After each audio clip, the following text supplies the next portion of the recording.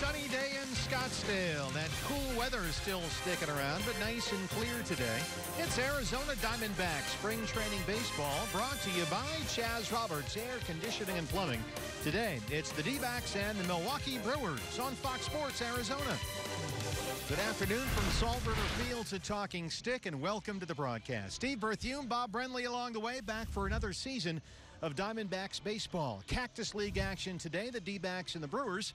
Bob, it's our first televised look, his second spring start this year for Zach Godley. Yeah, Zach looked really good his first time out, threw a lot of strikes, got a lot of ground balls, which is what you expect when Zach is on the mound. And he was a godsend for this pitching staff last year. Won 8 ball games, had the lowest home opponent's batting average in all of baseball. Hopefully more of the same at Chase Field for Zach this season. Well, the Brewers have high expectations this year. They've added outfielders Christian Yelich and Lorenzo Cain. They may have a couple of openings, however, in their starting rotation. And one of the candidates is former Diamondback Wade Miley. Yeah, we should know Wade pretty well by this time, but at this stage of his career, he's kind of trying to reinvent himself. Coming over from the Orioles last year, he's throwing more cutters, more breaking balls that we knew Wade Miley to be a sinker ball, ground ball pitcher. So we'll see what he does today. It's our first televised spring training game this year. The D-backs and the Brewers coming up on Fox Sports Arizona. D-backs baseball on Fox Sports Arizona is brought to you by Chaz Roberts Air Conditioning and Plumbing. Choose Chaz. By Ram Trucks. It's Ram Truck Month. Hurry in for a great deal or visit ramtrucks.com. By the first ever Innings Festival, a spring training celebration in Tempe, March 23rd through the 25th. By Taco Bell. Try the new $1 nacho fries here for a limited time. And by your Valley Honda dealers, where you'll get more standard features for less money. You're going to like this one. The new mushroom Swiss burger is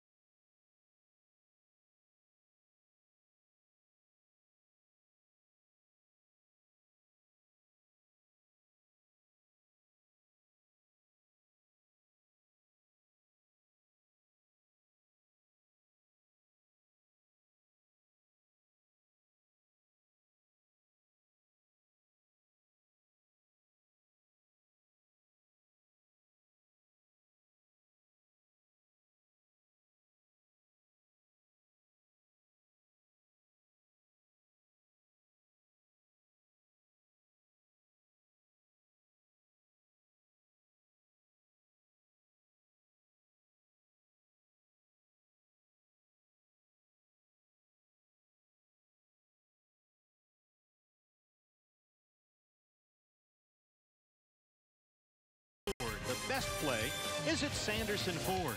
By Tire Pros, everything rotates around you.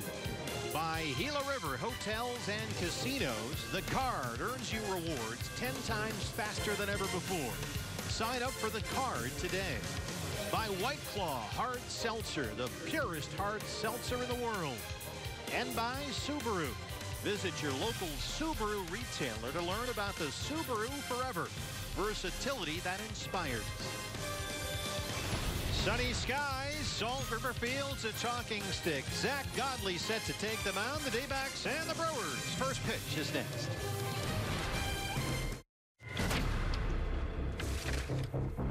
Fries seasoned and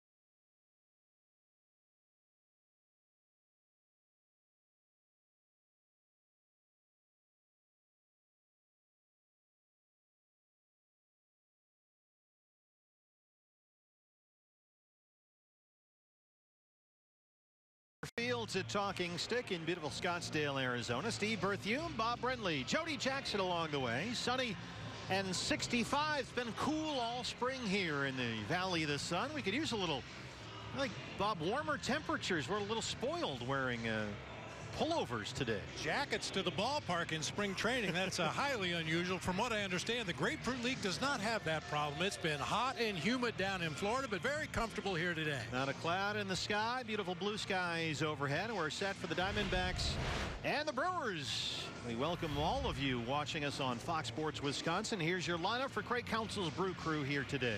Eric Thames will lead it off at first base. Christian Yelich, just over from the Marlins, will play right field. Hernan Perez serving as a designated hitter this afternoon here at Salt River Fields. Travis Shaw will be down at third base. Keon Broxton out in center field with Orlando Arcia at shortstop. Eric Sogard at second base. That funny guy, Brett Phillips, out in left field. Jet Bandy doing the catching, and as we mentioned, left-hander Wade Miley on the mound for the Brew Crew. Diamondbacks just about set to take the field here. The D-backs and the Brewers meeting 3 times in Cactus League play this spring. In fact, Milwaukee was just here at Salt River Fields on Sunday. The Brewers were 5-1 winners. This is the second meeting between these two. The third is scheduled for next Thursday over at Maryvale. Here are the Diamondbacks. Your Ram truck starting pitcher for the D-backs today is the right-hander Zach Godley. Impressive last season. Career highs in starts, wins, innings pitched, and strikeouts. Yeah, the numbers were very impressive for Zach Godley last year, especially considering the way he was used. He was in and out of the rotation, back and forth between AAA. Never complained, never groused about his role with the ball club. Just took the ball every time Torlavello gave it to him, went out to the mound and did his job. Heavy sinker, heavy cutter. Mix in an occasional changeup, occasional breaking ball, but when Zach Godley is on his game, everything is down, down, down. Let's take a look at the Diamondbacks defensively. Yasmani Tomas in left field today. He'll be flanked by Ray Fuentes in center. Jeremy Hazelbaker will be over in right field. The infield will be comprised of Christopher Negron at third base, Ketel Marte at short, Chris Owings at second base, Christian Walker over at first base this afternoon, Alex Avila behind the plate, Kevin Cron doing the designated hitter, and Zach Godley on the mound. Well, before we get going here, BB, it's time for your Valley Honda dealers key to the game. Well, you run into this a lot in spring training, especially early before the regulars are ready. A lot of the killer bees in the lineup for the Diamondbacks today. A perfect opportunity to open some eyes on the coaching staff. We've learned from the past that you don't get through the season with 25 guys. It's going to take the entire roster to get through this 2018 season. So open some eyes, show this coaching staff and the manager Torlavello what you're capable of doing.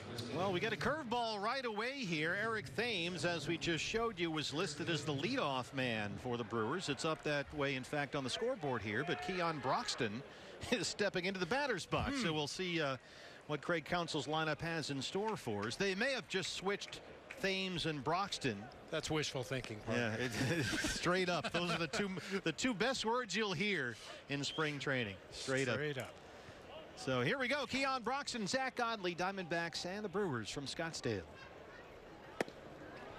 First pitch is a strike. We're underway. Alfonso Marquez, the plate umpire here today. Broxton, 220 last year. The 2020 season for him. 20 home runs and 21 stolen bases.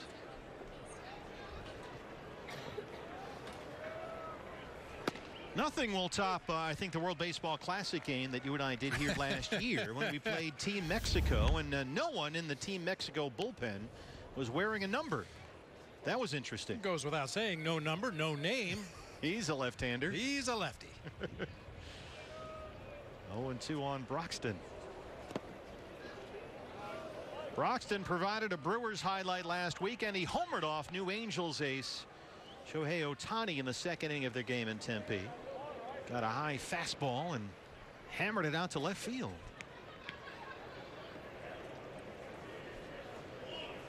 Of course, the Brewers outfield, and who will be out there, a much talked about topic of discussion in camp for Milwaukee this spring. Christian Yelich, one of the new additions, is on deck, and we can confirm that is Christian Yelich.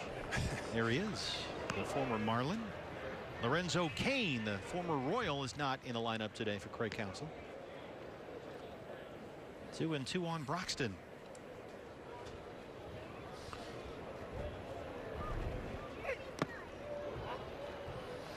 And Godley jumped ahead 0-2 with a couple of sinking fastballs that started off the outside corner and tailed back to the outer third of the plate, and now he's missed with some off-speed pitches to run the count to full. And as you mentioned in our open, Bob, Zach's first start Saturday here against Cleveland, he was pretty impressive. A lot of ground ball outs, a double play ball in 1 2/3 innings. Alex Avila behind the plate today. That one's fouled off. Godley started that game Saturday, 35 pitches against Cleveland. He went 1 2/3. As he usually does through a lot of first pitch strikes. Got 4 ground balls, including that double play.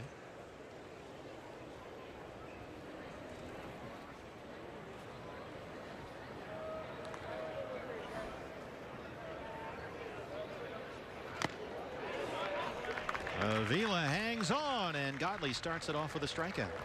Yeah, it looked like a cut fastball up in the zone a little bit, working its way toward that outside corner. Broxton just gets a piece, but Avila able to hang on for the first out of the ball game. Christian Yelich granted extradition from Miami and now in Milwaukee, where he had these numbers last year as a Marlin. 282, 18 home runs. Also stole 16 bases. Big trade to the Brewers in January for outfielder Lewis Brinson and 3 minor leaguers.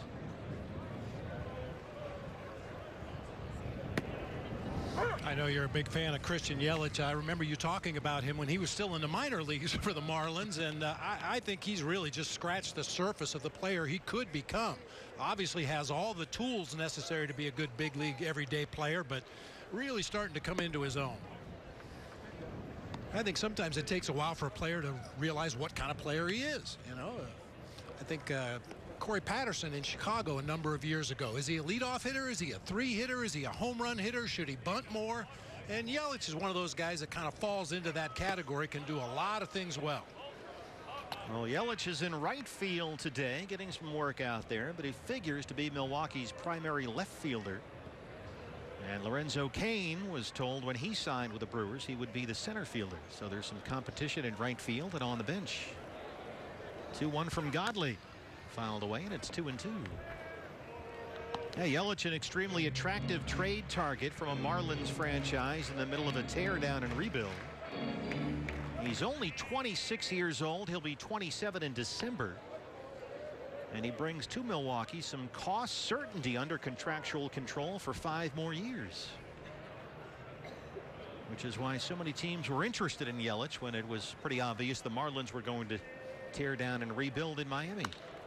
This is hit hard to second base. Chris Owings is there from the outfield grass. Ground ball out for Godley, 2 outs. That won't be the last time you say that this summer. Hopefully not. Ground ball for Godley. That's his bread and butter.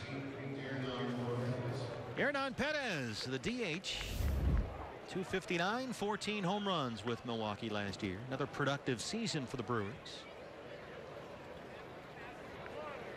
This is a guy that just every time we see him, Bobby, continues to get better and better and more valuable, more versatile for Craig Counsell. Fastball's a strike, and it's 0-1. Well, if anybody knows the job requirements of a super utility guy, it would be Craig Counsell. That's the role he served for me in 01 and 02, and Hernan Perez right out of that same mold. Put him anywhere on the field, he'll do a nice job for you. Fouled straight back, and it's 0-2. There's your guy, Counts. Yep. I got to talk to him about this lineup change. I told him, you know, no lineup changes within a half an hour of the first pitch, but obviously he wasn't listening. Well, apparently we're told there is no Eric Thames today. He was a late scratch, so Broxton bats leadoff, and Jesus Aguilar will play first and bat fifth. That's what we've figured out so far. Soft fly that drops out there in left center field between Fuentes and Tomas, and Perez has a 2-out single. Yeah, I think Fuentes got fooled by the swing a little bit that time by Hernan Perez. Took a full hack, hit that ball in the air to center field, and as we know down here in the Cactus League, the ball tends to carry a little farther than you expect, so Ray, being a little cautious out there in center, didn't get a good jump on that ball. Travis Shaw, what a year he had last year. 273. Those numbers are career highs. 31 home runs and 101 runs batted in. Last year led the Brewers in hits and RBIs, tied with Thames for the team lead in homers.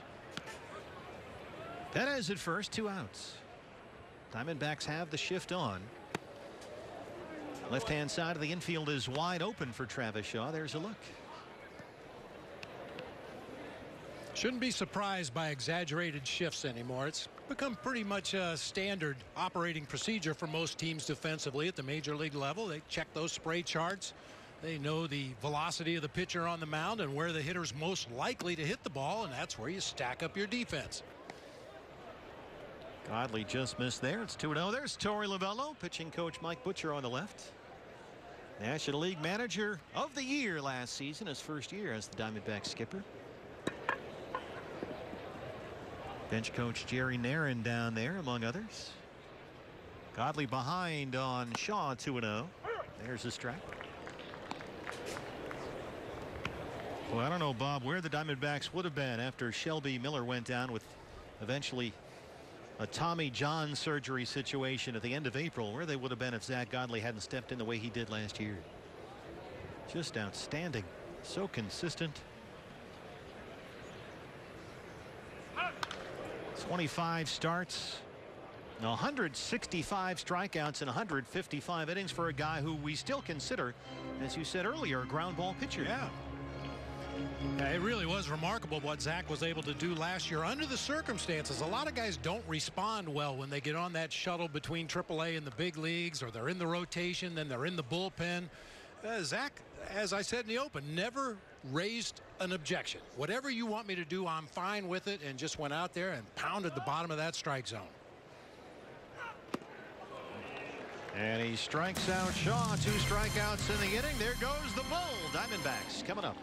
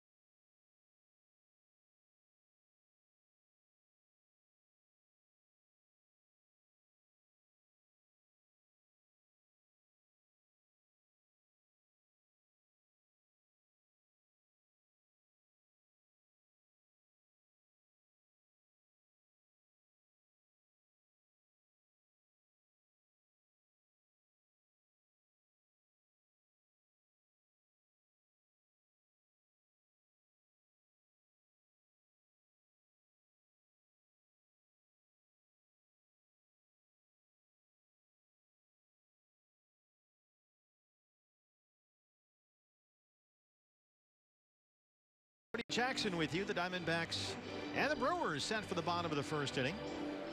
And your Ram truck starter from Milwaukee, former Diamondback Wade Miley, now 31 years old. Miley signed a minor league deal with the Brewers, just as pitchers and catchers were reporting to spring training about 2 weeks ago. Yeah, and as I mentioned in the open of the show, kind of reinventing himself here this spring, throwing a lot more cutters, a pitch he started to rely heavily upon last year with Baltimore. But in his days as a Diamondback, he was a sinker, slider, ground ball guy, very similar to Zach Godley, but a left-hander.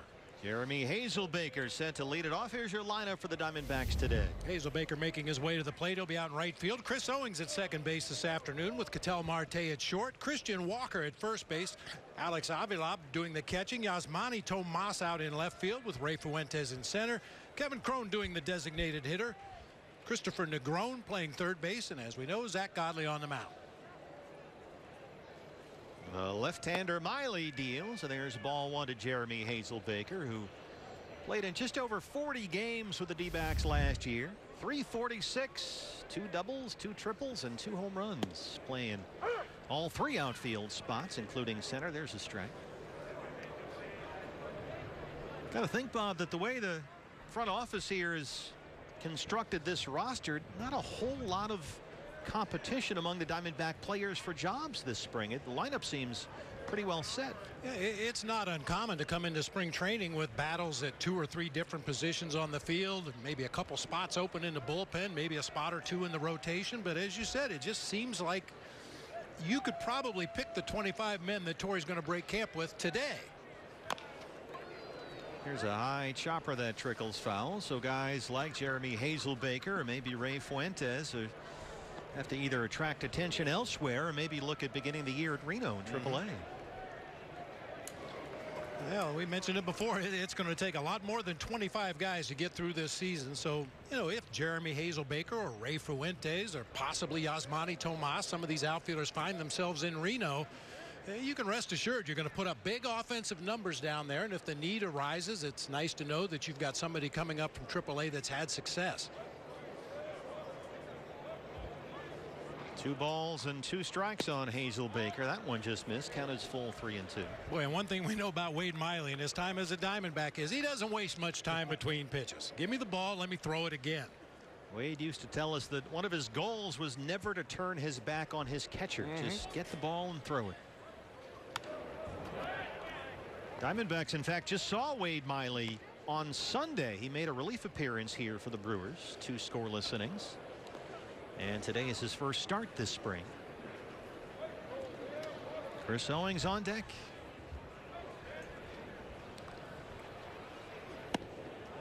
Called strike 3. Alfonso Marquez rings up Hazelbaker. Let's take a look at Milwaukee defensively. Across the outfield, it'll be Phillips in left, Broxton in center, Yelich over in right field this afternoon. Travis Shaw will be at third base with Orlando Arcia at shortstop. Eric Sogard at second base. Jesus Aguilar, a late insertion in the lineup at first base. Jet Bandy will be doing the catching today for the left-hander, Wade Miley. Good to have Chris Owings back in the lineup. Coming off that finger injury that forced him to miss the final 2 months of last year. CO, even despite missing all that time, had career highs with those 12 homers and 51 RBIs. Played just over 100 games last year. We were in St. Louis where he squared to bunt against the Cardinals' Lance Lynn. Pitch kind of sailed up and in on Chris, and he bunted it right off his finger. Fractured the middle finger on his right hand. That was at the end of July. There's a 1-hopper to Sogard at second. And we were talking about the Brewers, Hernan Perez being a super utility guy for Craig Counsell, and you know, I think Chris Owings would be that guy this year for the Diamondbacks. He's proven he can play outfield, including center field.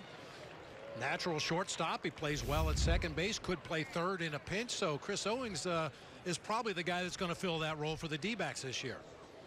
Ketel Marte, where might he end up? Yeah. That's an interesting question. Marte considers himself a shortstop, but he's been told he's going to see a fair amount of time at second base this year, which he says is fine. Nick Ahmed is back healthy, of course. And Daniel Descalso is here to play primarily second base, but we know Daniel can play everywhere. But it looks like we're, for the moment, looking at an Ahmed Marte middle infield combo. There's strike 3, 2 strikeouts for Miley. No score, the D-backs and the Brewers.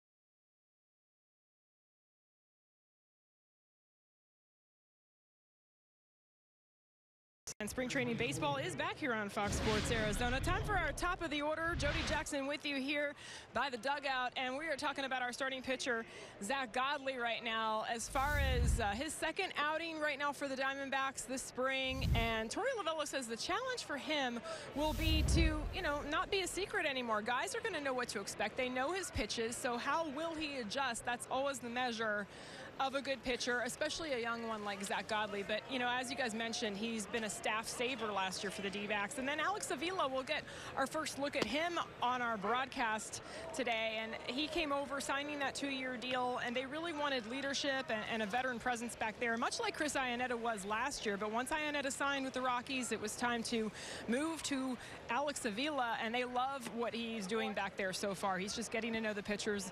And guys, he got glowing reviews about not only the state of Arizona and the Phoenix area, but the Diamondbacks organization from his good friend J.D. Martinez. They're both natives of South Florida, both Tigers, of course, in the past. And so he was excited to get into the clubhouse. Yeah, we're excited to have him here, Jody. Nice left-hand bat behind the plate. Jesus Aguilar tries to drop one in, but he makes a tremendous catch out there. It's Ray Fuentes taking a base hit away in center field. Now, Ray Fuentes wasn't able to close ground on Perez's drive in the first inning out there in the gap, but this time got a much better jump. Toughest play for an outfielder is diving for a ball coming in. Nice job by Ray Fuentes, and his pitcher appreciates it. So Aguilar flies out to lead off the second. Here's the shortstop, Orlando Arcia.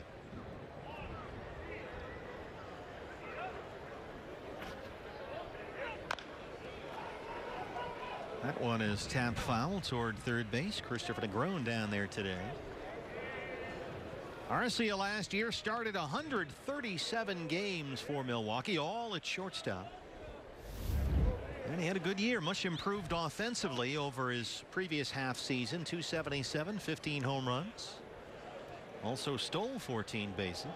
And he is a highlight reel waiting to happen defensively. He's one of the shortstops, the young shortstops in Major League Baseball that just has tremendous range. Only 23 years old.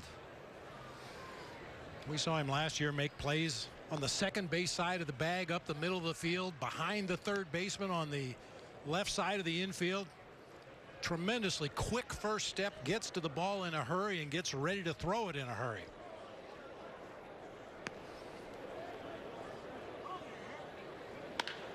Up the middle. Nice glove save there by Zach Godley. Quick hands. 2 down. Pitchers were doing a little work on the backfield this morning.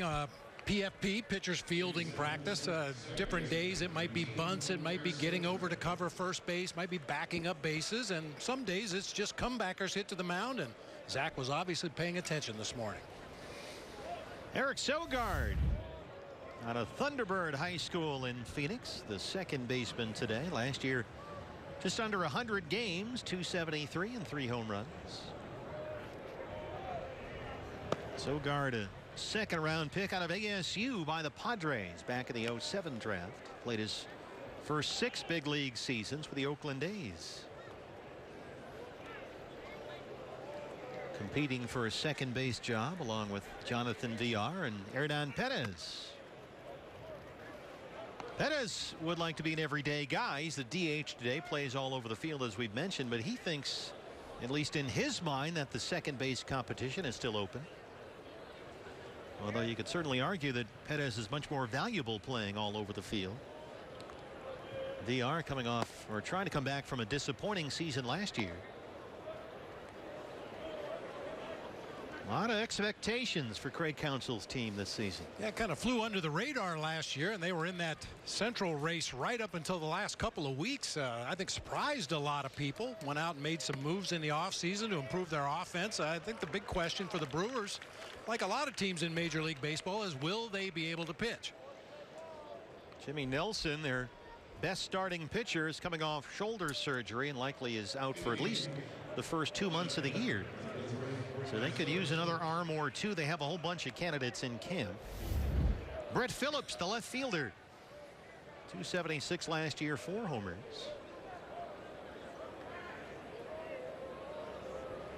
Good defender, a very powerful throwing arm. Last year his first look at the big leagues. Spent most of last season at AAA Colorado Springs. Diamondbacks have the shift on. This is tap to first base. Christian Walker there. And Zach Godley strands the 2-out walk. No score here in Scottsdale.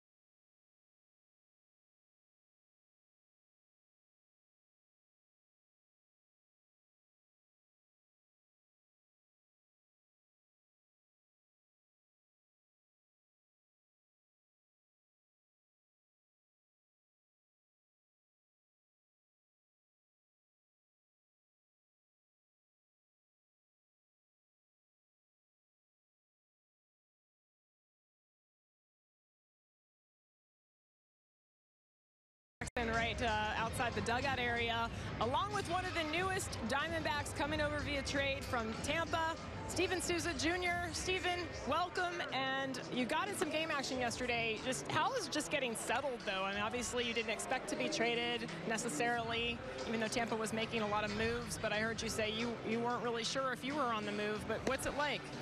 It's been great so far. I'll tell you what, this is an amazing organization with some just an amazing staff and personnel all along. All the players have been great, and it's just what a beautiful stadium. I got nothing but great things to say. Now, I saw you the other day just, out in the cage with Paul Goldschmidt and Jake Lamb. It looked very natural. I know you know Goldie a little bit already. Does it feel natural?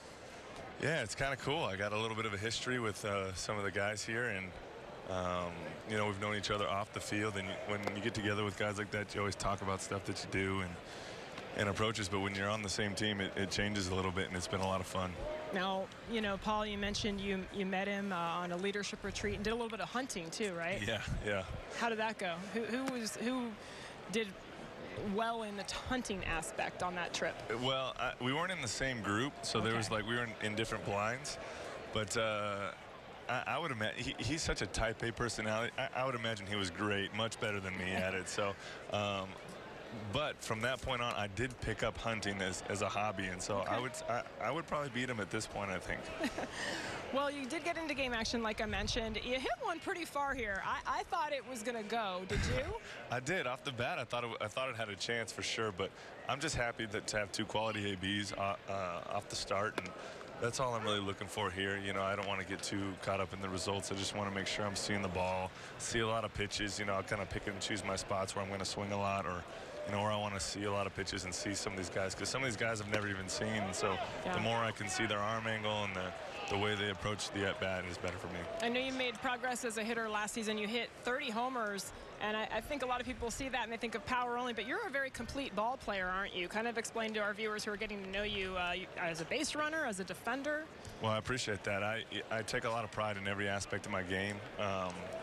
I don't want to be a one-dimensional player. I've never wanted to be that, and so I took a big step forward last year. Even on defense was more important for me, I think, than anything. And so I just want to be able to help my ball club win whatever they ask me to do, whether it's on the bases. I like to go in first to third, second to home, making sure I can get RBIs for guys. That's big. And then driving in guys at home plate. I think, I had a really bad September. And so, everybody just looks at the power numbers and think, oh, he's just going to come in and homers. But I really want to be a complete player in that aspect, too, and driving in guys. And then finally, you talked to us the other day about writing down some goals. Some guys shy away from that. But, why did you decide last year to go ahead and write them down, and how does that help you? Yeah, I did it in more of an aspect of not to put pressure on myself, but to kind of hold myself accountable during the season of this is what I really feel like I'm capable of. And I think it really came from a good heart of the guy who really pressed upon me, and I call him Papa, to really stretch myself to these goals. And so, like I said, I don't hold them to a standard of, man, if I do this, this was a bad year. But this is realistically what I think I'm capable of doing in the year, and what I think God's blessed me with. And so I'm going to go into this year.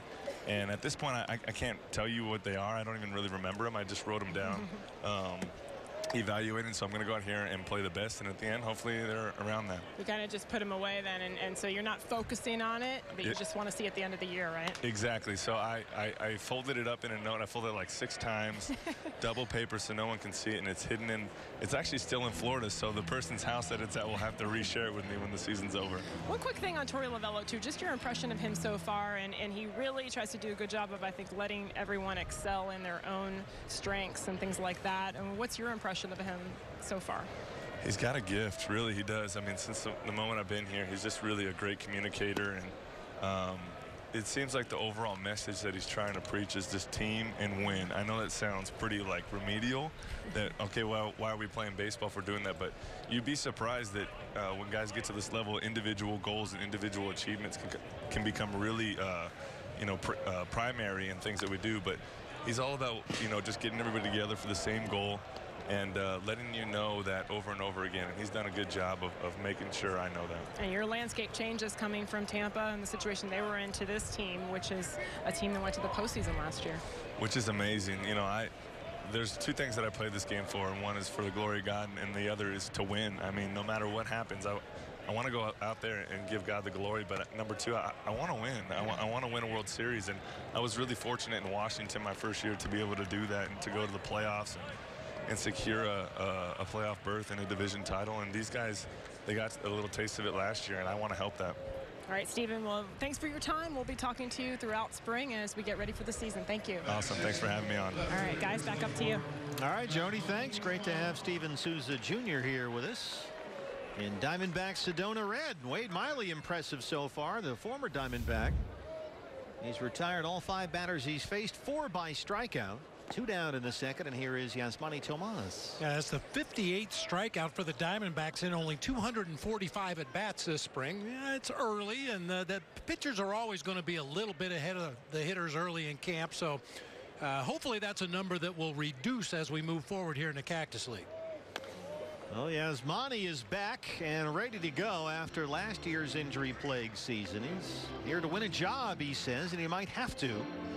With the addition of Steven Souza Jr. and Gerard Dyson, it's a crowded outfield now for the Diamondbacks. And here's Tomas, who played just under 50 games last year with that nagging core and sports hernia injury that lingered into the winter. Tomas needed 2 surgeries, in fact, for that problem last year, and did not play a game last season after the first week of June. But he's feeling good now. 2-1. Well, Wade Miley now a strike away from striking out the side in order, and he has certainly looked impressive here. A lot of guys competing for spots in this Milwaukee rotation, and Miley is among them. Chet Bandy, the catcher today. That one misses up. You've got Jimmy Nelson out for at least the first 2 months of the year after shoulder surgery. Wade Miley is a guy we know can give you innings. And they've got some other guys, Brandon Woodruff, Aaron Wilkerson, Yvonne Gallardo, Junior Guerra, all looking for jobs. That one is just by Arcia. And into left field, a 2-out single for Yasmani Tomas, D-backs first base runner here today against Wade Miley. Hard hit ground ball through that left side. I was talking about Arcia's range when he batted in the previous half inning. That one just squeaks by. Looked like he barely got leather on it as it got through into left field. 2-out single for Tomas brings up the center fielder Ray Fuentes. You know, partner, one thing I kind of perked up my ears when Jody was talking to Steven Souza Jr. About being a complete player. He's never been known as a bad defender in the outfield, but working with Dave McKay, and we've seen how Dave works his magic on guys defensively in the outfield. I think Steven Souza Jr. has a chance to become an even better defensive outfielder than he's been up to this point. No question. Yes, Souza is a complete package. He can run. He's got a good throwing arm. Good defender. He's got some power. 30 home run season last year. Ray Fuentes with the D-backs last year set career highs in most offensive categories.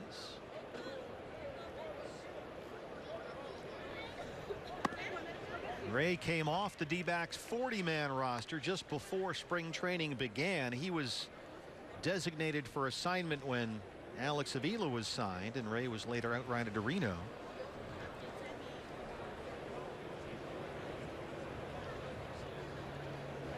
Two balls and no strikes. That's fouling out of play. By the way, we have news on Eric Thames. Eric Thames, who was supposed to lead off and play first base for the Brewers. He was a late scratch. Some back stiffness, so he was taken out of the lineup as a precautionary measure. So Jesus Aguilar is playing first base and batting fifth. Keon Broxton leads off. 2-2 on Ray Fuentes. All three of Ray Fuentes' career home runs came last year. In fact, I remember his first ever major league homer broke a tie game, 10th inning in Philadelphia. Yeah. That was on Father's Day. Yeah, you know, not only Ray, but all the guys that were called up from AAA, maybe the overall numbers weren't quite what you had hoped for, but they all had their moments. You bet. Big hits, big defensive plays, big stolen bases at key junctures in a ball game that helped the Diamondbacks win some very key games. And Ray did a very nice job as a pinch hitter for the Diamondbacks last year. Kevin Cron, the DH, today on deck. Ray had a couple of pinch hit home runs.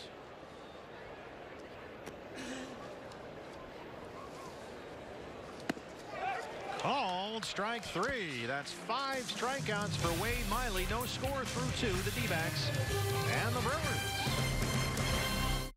So I switched to CenturyLink Internet.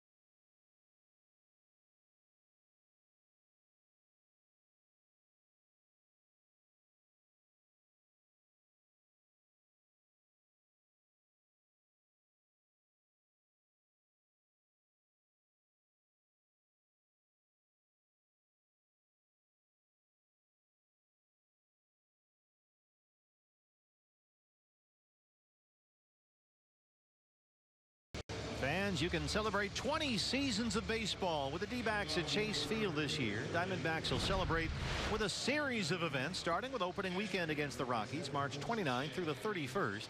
The first 20,000 fans with a Saturday, March 31, will take home this 1998 replica jersey, courtesy of Chase. For all the information, visit dbacks.com/20. Third inning of work for Zach Godley. Brewers catcher Jet Bandy will lead it off. Diamondbacks franchise celebrating its 20 years of existence as we begin season number 21. And the celebration will be ongoing all year long. Different events, and we'll pass all that information along to you over the course of the year. Bandy 207 last year, 6 homers. Jet Bandy is out of minor league options. He's here trying to win a backup job behind Manny Pena. The Brewers also have Stephen Vogt, the former All-Star catcher with the Oakland A's, in camp this year. But Vogt, as of yesterday, is out 2 to 3 weeks with a right shoulder strain.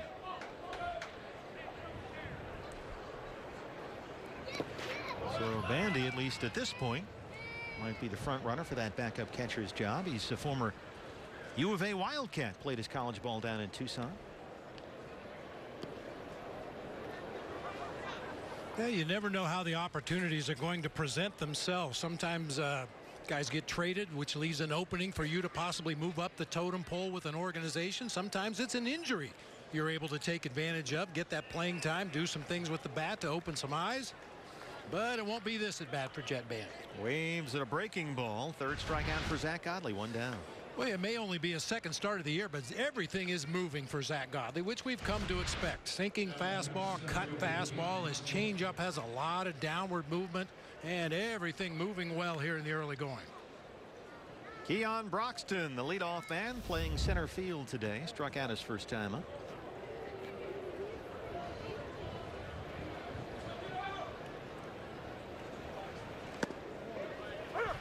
Broxton played his first full big league season last year, just over 140 games. Most of those starting in center field, but now Lorenzo Cain is here. He was reassured after he signed a free agent deal he will be playing center field, where he played for so long with Kansas City. And so Broxton is in a numbers crunch with guys like Domingo Santana, Brett Phillips, and others looking for outfield work in Milwaukee.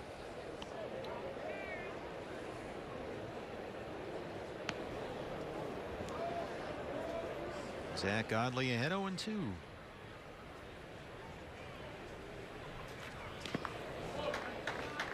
Broxton, a nice year last year. 20 homers, 21 steals. Only the 8th player in Brewers history with a 2020 season.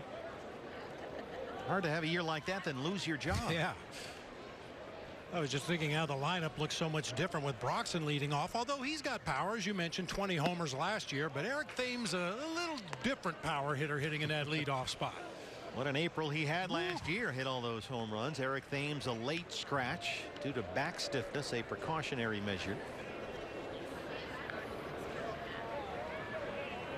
Thames had a Brewers record 11 home runs last April, after coming over playing 3 seasons in Korea. Full count now on Broxton, 3-2 with Christian Yelich on deck.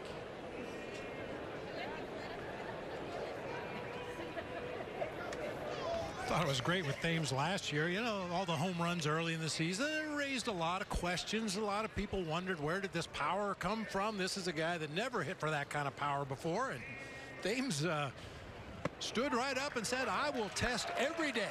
Whenever you want, I will test. I'm clean. I'm doing this on my own. And some of the people that were skeptical kind of had to eat their words as he continued on the season, passed every drug test, continued to hit the ball hard. Well, he may find himself sharing some time at first base, not only with Aguilar, but with Ryan Braun, who's being worked into the first base mix with Milwaukee. Braun played first base yesterday, in fact, for 4 innings. Christian Yelich grounded out his first time up. Broxton at first and 1 out.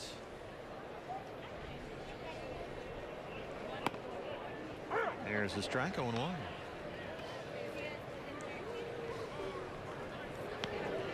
Yelich in right field today, but he should be in left. Lorenzo Cain in center. And right field for the season, well, it might be Ryan Braun, Domingo Santana, Brett Phillips, Keon Broxton. We'll see. Brewers have been adamant about not having a plan. In fact, they kind of want to see how this plays out. I kind of like that approach as well. I like to keep guys on edge. You know, obviously there are certain players that Craig Counsell and Torey Lovullo are going to lean on heavily. They're going to be in the starting lineup pretty much every day. I like the idea of some uncertainty when you show up at the ballpark, especially guys like Perez for Milwaukee, Chris Owings for the Diamondbacks. Yeah, you show up and look at the lineup card. Well, I'm playing, but where am I playing today? Am I in left field? Am I at second base? And I think that that little bit of an edge, having guys come through that door and check their name on the lineup, see where they're playing, see which glove to get out of the duffel bag that day. Yeah, Chris was talking about that the other day. That said that Torey does an exceptional job of letting him know the day before where he's going to be, so he can at least sort of think about it the night before. He's never caught by surprise or caught off guard. That's tap foul, and it's 1-2 on Christian Yelich. Competition in camp is always a good thing. Oh, sure. At least for the front office and the managers. The players might not like it. Not so much for the guys that are competing, but you know, that's one of the things you want to look for. How does a guy respond when he knows he's up against it? When his back's against the wall, he knows he has to go out there and help his team win. He has to perform individually, and he knows that that gentleman and the guys sitting to his right and his left are watching every move you make. Some guys respond well to that kind of pressure. Other guys wilt.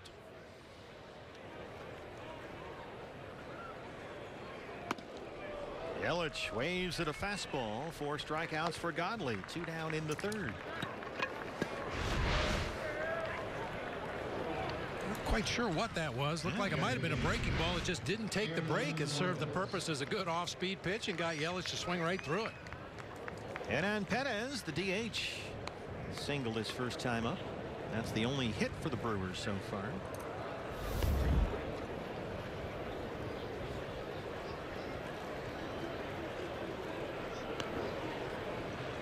Keon Broxton, good speed at first, 2 outs. Brewers fans may notice that even after the best offensive season of his career, Hernan Perez has made some swing changes. That front leg kick not quite as dramatic. It's a little more subdued this year. Says he sees the ball better that way. Gets that front foot down a lot quicker. And that's something that could improve for Perez. Only 20 walks last year and nearly 460 plate appearances. So he's got to get on base a little bit more. They think that'll help.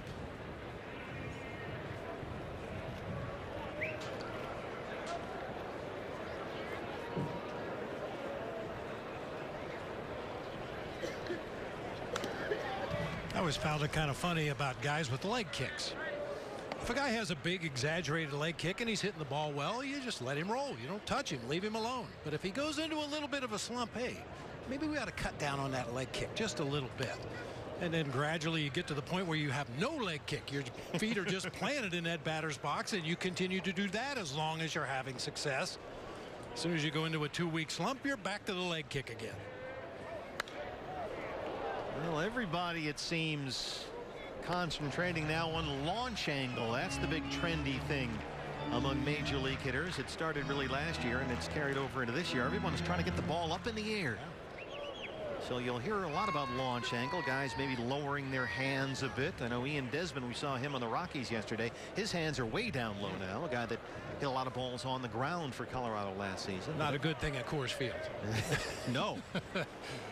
So the effort is on to get the ball up in the air like this one. It's out to Hazelbaker in right field. And that's the end of the inning. Zach Godley, 3 scoreless. Brewers and the Diamondbacks.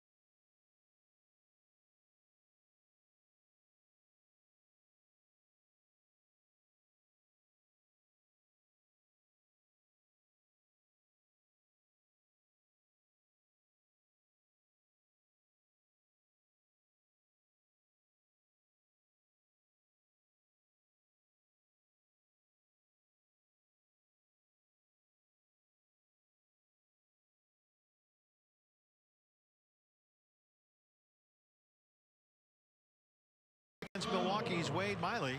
Fans, we've got 28 days to go until opening day, Thursday, March 29th. D-backs are set to start the season against the Rockies. Coverage starts at 5 o'clock, a special 2-hour D-backs live pregame show. Only on Fox Sports Arizona and streaming live on Fox Sports Go. We'll have 159 regular season Diamondbacks broadcasts for you here on your home for D-backs baseball, Fox Sports Arizona. The other 3 are national telecasts. Remember, every game can be streamed live on Fox Sports Go. Kevin Crone, a big year in the minors last year. AA Jackson, 25 homers and 91 runs batted in. The DH today. That's what a DH is supposed to look like. You're right. 6'5", 270. He's a big one. It's not the X's and the O's, it's the Jimmies and the Joes. 1-2 now. Miley has rolled along. 1 single through his first 2 innings. He's got 5 strikeouts already. 1-2 on Crone. That's hit hard. Backhanded by Arcia at shortstop. Long throw. And a nice scoop by Jesus Aguilar at first base as Crone grounds out 6-3. Yeah, nice play on both ends. Arcia going to his right, makes a backhanded play. Plants that right foot. His throw across the diamond is a tough short hop over there for Aguilar, who does a nice job of digging it out of the dirt. And Wade Miley, a ground ball pitcher. He loves that infield defense. One away for the third baseman, Christopher Negron today.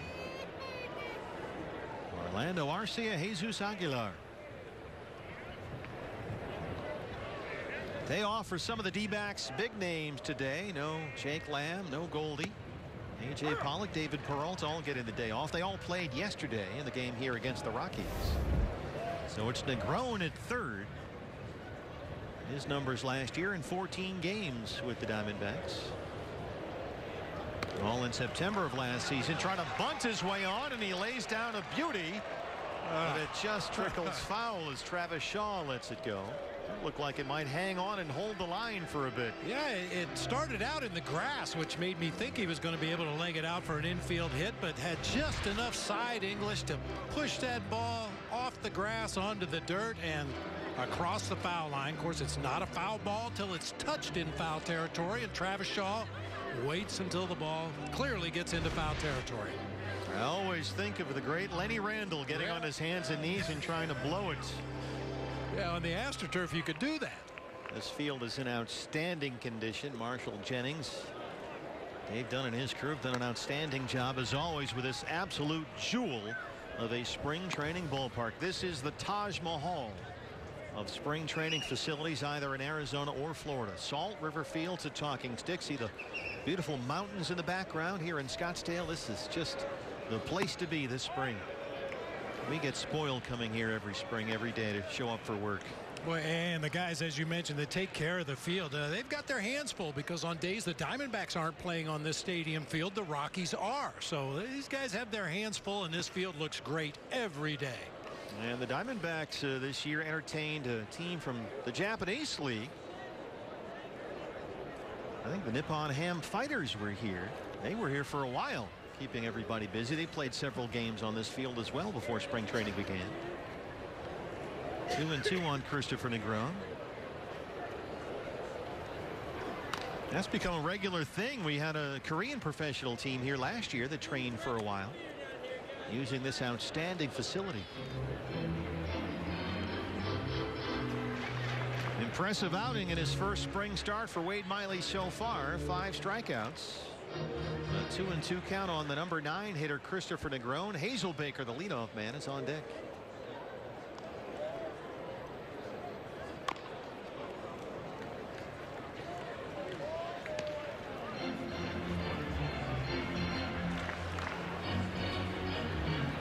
Start to see the parade of bullpen options that Mike Hazen's front office has brought in here. Fernando Salas, the right-hander, is ready in the bullpen. Godley gave us his 3 innings.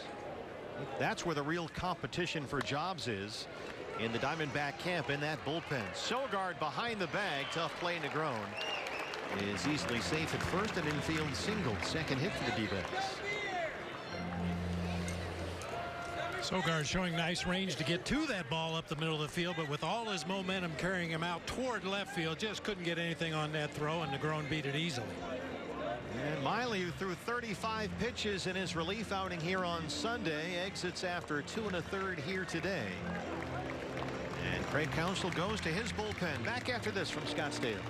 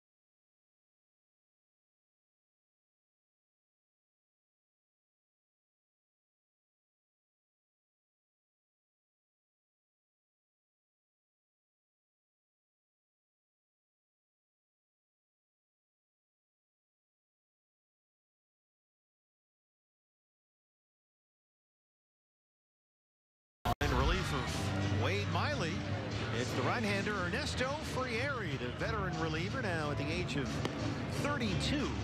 Signed a minor league deal with the Milwaukee Brewers. Pitched last year in Texas, only 6 appearances, all in relief. He'll face Jeremy Hazelbaker with Christopher Negron, the runner at first, and 1 out. I have to correct you, partner. We had that shot of Goldie, and you said he has the day off. Oh, this is one of your favorites. It is, because in spring training, you don't ever have a day off. If you're not in the starting lineup, that's the day you get the opportunity to go work on something that you feel like maybe you're a little behind, whether it's in the batting cage, in the weight room, in the training room, conditioning work, whatever it may happen to be. There's always something to do in spring training when you're not in the starting lineup. So I don't know if I'd call it a day off. He's just not starting today. You forget when you come out here for a 1 o'clock game, the players have been here since 7 or 8 in the morning, working on the backfields, in the cages, the bullpen mounds. 1-0 on Hazelbaker. He struck out looking to lead off the ball game for the Diamondbacks. I think that sends a good message, however. Goldie not in the starting lineup today. Probably did some extra work on the backfields this morning, or maybe even as this game got underway. But now that his work is completed, rather than just shower up and go home, he's going to come out and watch the rest of the ball club play. Zach Greinke taking a look at things from the dugout. Greinke probably gathering information on these Brewers hitters. In the event that he starts against them during the regular season, he'll have a real good game plan, probably going all the way back to watching this game today. Zach made his spring debut the other day here. Greg Maddux used to do that on days he started. He would get to the ballpark, put his uniform on, and go sit in the visitors' dugout and watch the home team take batting practice and look for things in a guy's swing, or is he trying to hit the ball to the opposite field. Any little bit of information you could use against those opposing hitters once the game started. Well, Greg Maddux and Zach Greinke and many other pitchers in baseball are constantly looking for those weaknesses in batting practice. Greinke started the game here against the Brewers over the weekend.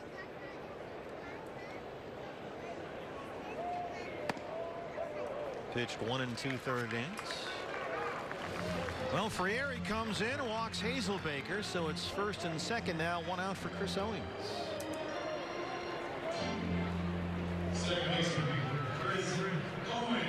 CO grounded out his first time up.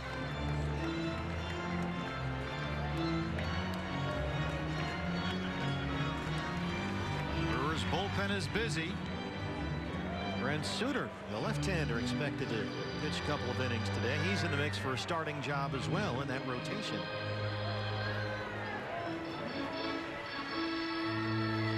Going to be an interesting year for Chris Owings. Torey Lovullo said just the other day that Chris will be in a super utility role this year rather than as an everyday shortstop or everyday second baseman. He'll see some time in both corner outfield spots, play some third base as well. So we may see Chris at third. Jake Lamb gets a day off against a tough lefty or something. That might be a chance for Chris to play some third base. Torey says he is going to walk all over the diamond and impact the game from different angles at different times.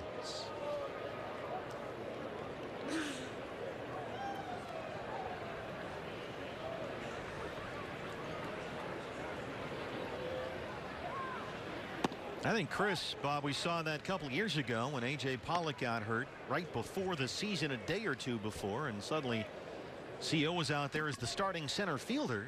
He's got the athleticism to be that type of player like an Hernan Perez for the Brewers. Excellent defender, runs very well. Owings is sneaky fast. He's a lot faster runner than you think.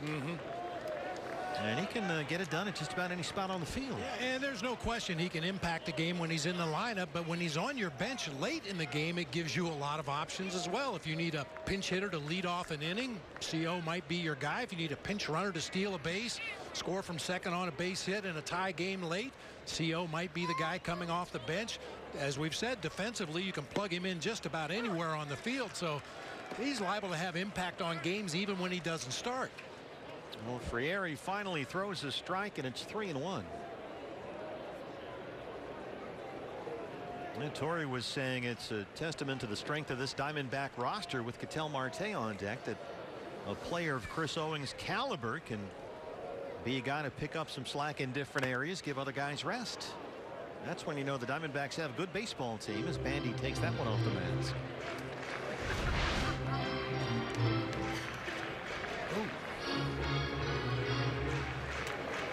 Well, I would say you want to go through a little bit of that in spring training just so you remember what it feels like to get whacked with a foul ball, but I don't think there is ever a good time of year for that. I was going to guess once is probably enough. Yeah, I'm awake. That's plenty. It's a season now. Negron at second, Hazelbaker at first. 1 out, 3-2 on Chris Owings.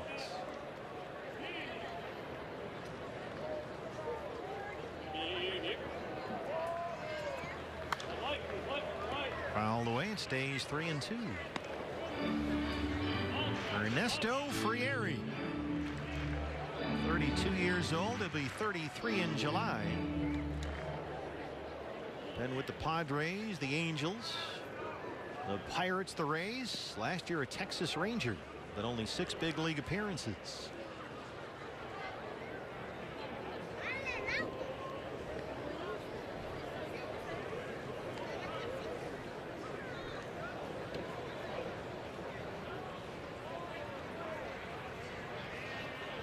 Runners off with the pitch. Bandy throws to third, and Negron is in there as Owings strikes out.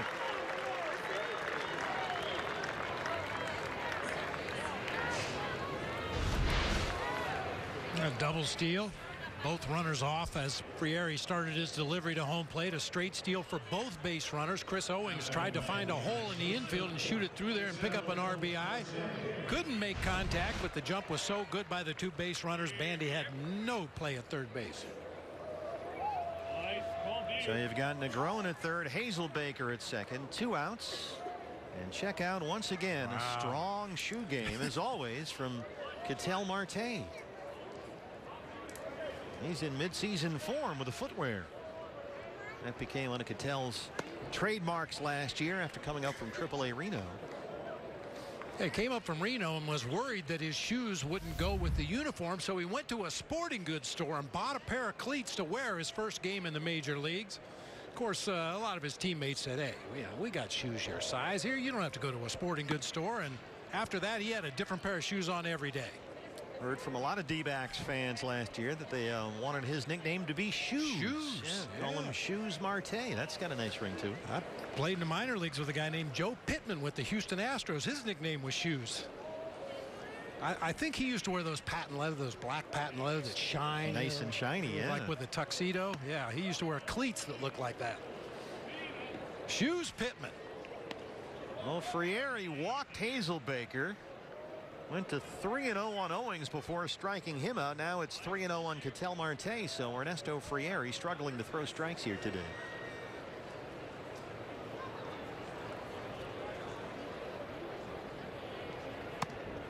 And the struggle continues. Second walk in the inning. The bases are loaded now for Christian Walker. Potentially one of those sneaky rallies that the Diamondbacks were so good at last year, getting the number 7 or number 8 hitter on base, rolling around to the top of the order, and here we are in the middle of the lineup with the bases loaded. One of those sneaky rallies. Negron at third, Hazelbaker at second, and Marte at first. And the batter is the first baseman today, Christian Walker, who struck out his first time up against Wade Miley. Last year's Pacific Coast League MVP, Christian Walker at AAA Reno, where he hit 32 homers and knocked in 114 runs. Led all of minor league baseball in RBIs and extra base hits. And Walker came up, hit a couple of home runs for the Diamondbacks late last year. Homered twice at Chase Field as a pinch hitter. His first big league look since the 2015 season when he was with Baltimore.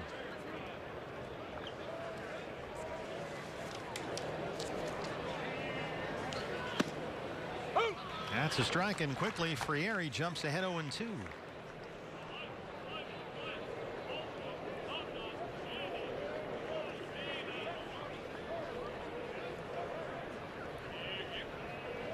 Walker's 32 homers in the minors last year, a new Reno Aces single season record.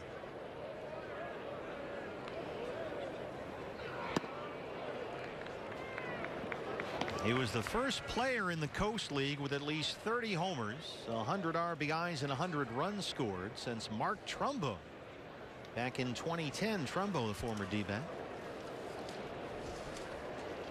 Negron, Hazelbaker, and Marte. Bases full, 2 outs, 1 and 2.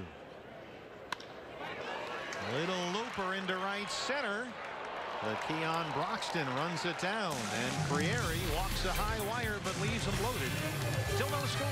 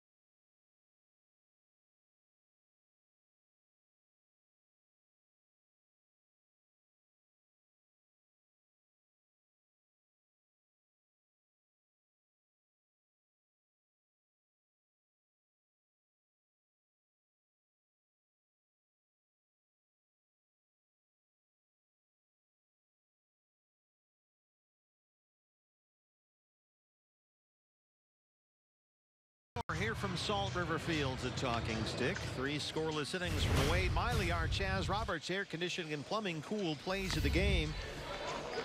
Zach Godley, 1 single allowed. He walked 2, struck out 4. Looked to be in mid-season form. We talked about it at the time. Everything moving, pretty much kept everything down unless he wanted to elevate. And good to see him charging on and off that field like the bull that he is. Now the competition begins. A lot of candidates here for bullpen spots in Arizona. One of them is Fernando Salas, the 32-year-old right-hander. 8 seasons in the big leagues with the Cardinals, the Angels, and the Mets. Signed a minor league deal with the D-backs in January.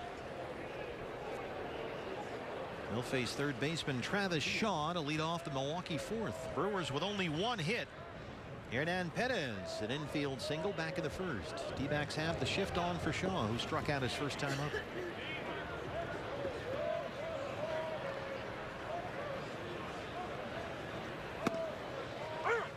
Well, what a year Travis Shaw had. Career highs, 31 homers, 101 runs batted in.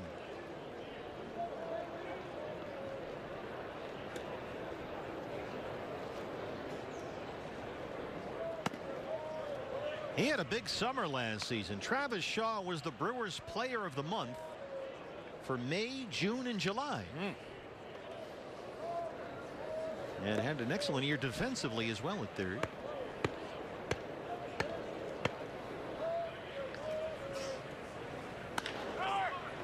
On the ground to first, backhanded by Walker. Salas gets over there. What a way.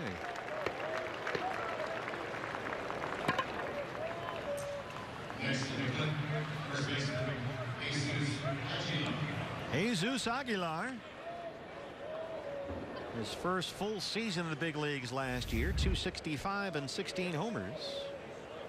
Flying out to center his first time up. Craig Counsell was telling me last season about Aguilar that he reminds him a little bit of a Rubio Durazo for the Diamondbacks back in the early 2000s. A secret weapon. They said if you find yourself behind by 2 or 3 runs in a game and get a couple guys on base, this is the guy he wants at the plate with a chance to blow the game open. He's a big dude at 6'3", 250. Aguilar was a secret last year. He was claimed on waivers by the Brewers. Showed up in Maryville for spring training. Hit .450 last spring with 7 home runs. Wound up on the opening day roster. Played in just over 130 games with Milwaukee last year.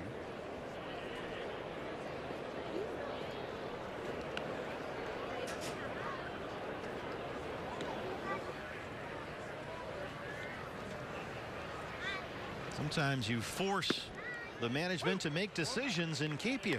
You're going north. .450 and 7 homers in spring training will That'll do it. attract a lot of attention.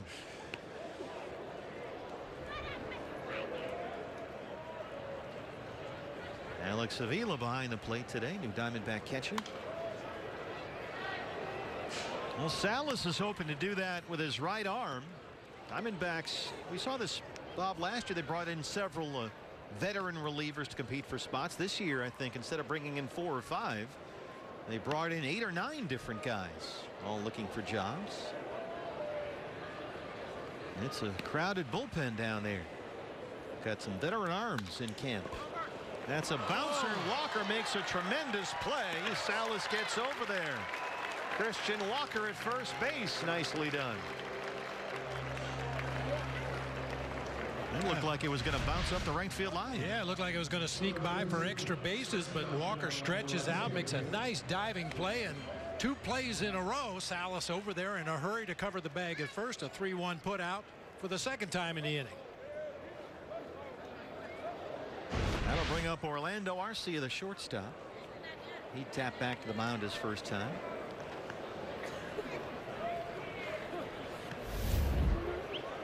Talking about roster spots, of course, in spring training, Christian Walker is a guy the Diamondbacks would like to keep handy if they could. He does have a minor league option, so he could start the season in Reno and be available over the course of the year. Fuentes has that in center. Salas works a 1-2-3 fourth. No score in Scottsdale.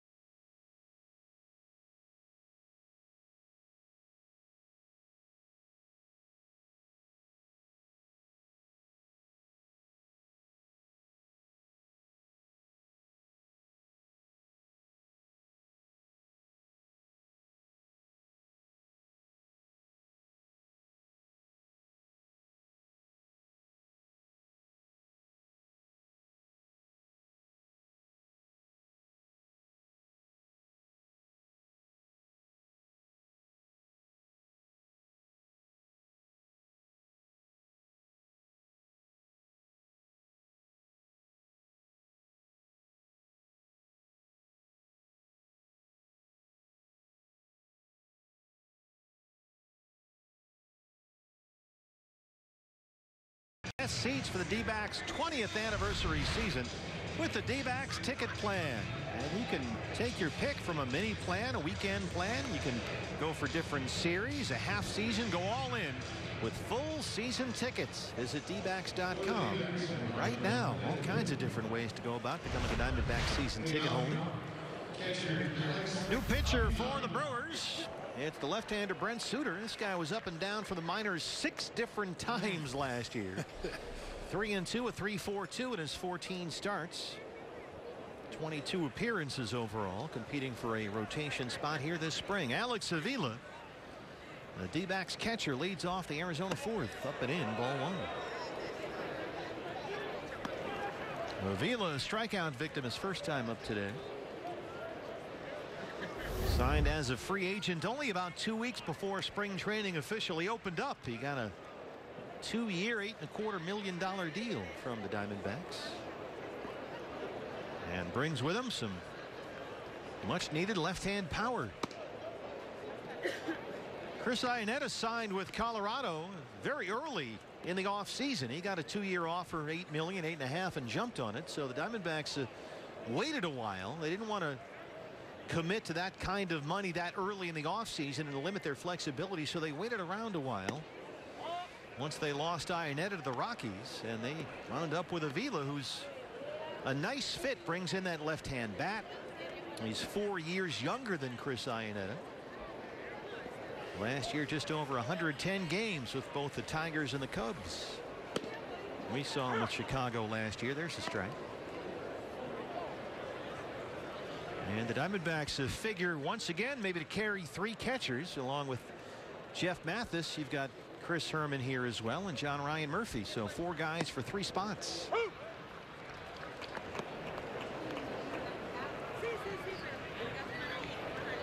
Both Herman and Murphy are out of minor league options, so a decision will have to be made there. 3-2. That's fouled back. Do you like the idea of carrying 3 catchers? I like the idea of 3 catchers if you have some versatility at other positions, and also if that 3rd catcher can play multiple positions, which we've seen in the past with Chris Herman. A guy who could play corner outfield if necessary. You could probably slide him down there at first or third base in a pinch. I like 3 catchers because I've told the story many times in the past. We hit for Damian Miller one time in the 5th inning of a ball game because we had 3 catchers available. It gave us the liberty to do that. Drop into Rubio Durazo for Damian Miller with the bases loaded early in the game. Try to blow it open. You can do things like that. You can make unorthodox moves if you're carrying that 3rd catcher. Here's Yasmani Tomas, who singled his first time up. Yeah, Chris Herman gives you some of that defensive flexibility. You could play first base and you can play the outfield. John Ryan Murphy is more of a catcher, very good pitch framer. So we'll see how that plays out down the road here this March. And a lot of it is determined also by your everyday players at positions. If you have guys that you know are going to play every day at the same position, yeah, you don't need as much versatility from that 3rd catcher spot. Arcia with a little bobble, but gets it across the diamond in time to get Tomas at first base. Yeah, that's where Chris Owings in a super utility role certainly helped out. He can cover more spots than some other guys, so that may allow you to carry 3 pure catchers. I think you should carry as many catchers on the roster as you possibly can. Just common sense. That's all that is. Ray Fuentes, a strikeout victim his first time up, made a nice diving catch in center field early in the ball game. No bobble that time from Arcia. And Suter works a 1-2-3 fourth. We head to the 5th at Salt River. No score.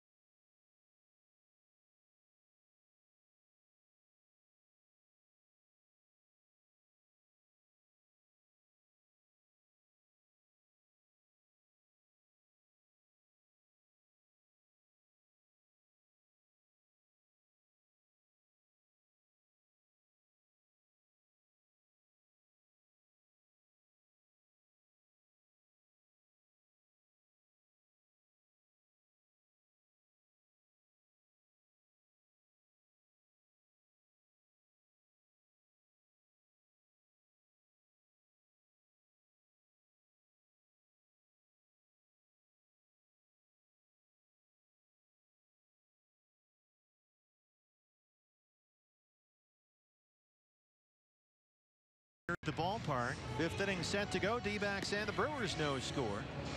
And Sunday on Fox, the Monster Energy Cup Series heads west. They'll be in Vegas, baby. Vegas. Martin Truex Jr. looks to defend last year's win. All the action starts at 1 o'clock on Fox. And you can stream it live on Fox Sports Go. New pitcher for the Diamondbacks as we start the 5th. It's the Sheriff, Andrew Chafin. Last year, career highs, 71 appearances and 61 strikeouts.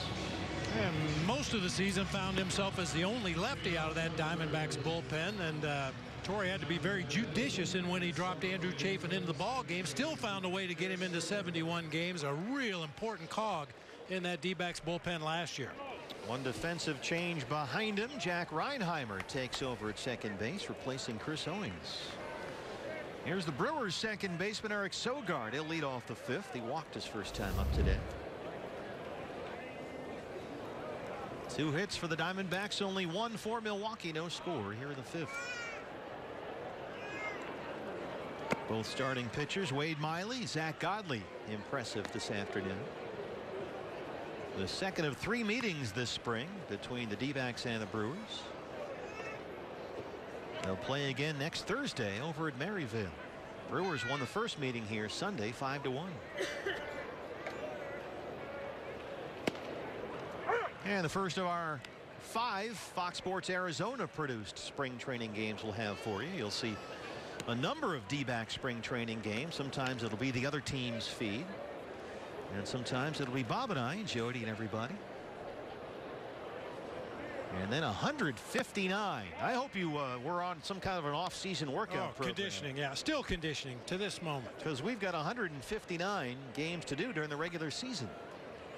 All on Fox Sports Arizona and Fox Sports Go. Were you out there sort of running with a tire dragging behind you, running uphill? Oh, no. I got a chair at home with wheels on it, just like these here in the booth, and I just practice leaning back and sliding to my right, sliding to my left. I think I'm mid-season form right now. Lateral movement is critical. Yeah. 3-1 on Sogard. Brett Phillips on deck.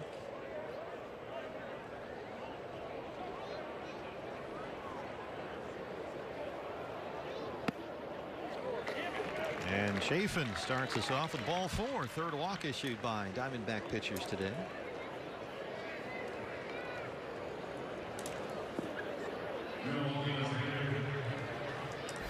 Phillips grounded out his first time up.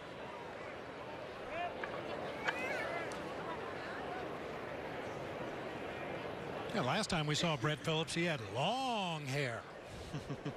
Didn't recognize him with the helmet on without that hair hanging out the back. He is competing for an outfield job.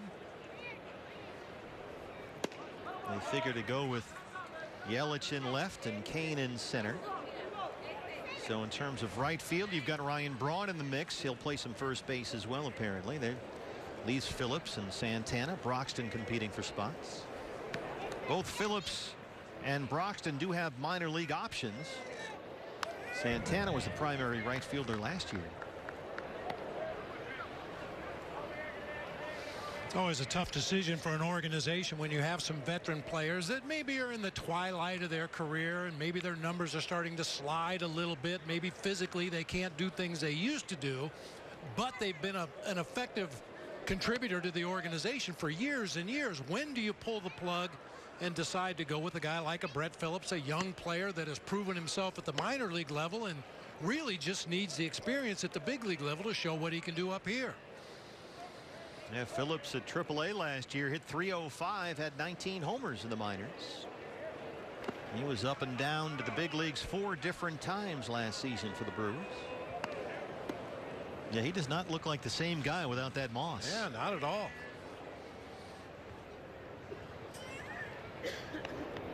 Brett Phillips out of Seminole, Florida. Drafted out of high school there by the Astros back in 2012.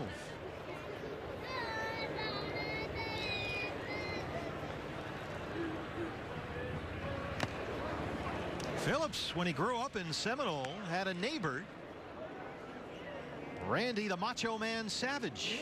Hey. They were neighbors, used to play horse in the driveway, the big basketball hoop out there, and he played horse against the Macho Man just about every day after school and never won. Phillips said Randy Savage beat him every time. I don't know if the lovely Miss Elizabeth was there, but probably not. I don't know if I'd want to beat Randy Savage at shooting horse anyway. He might get mad and body slam. Oh, there, bub. One of the all-time greats, the Macho Man.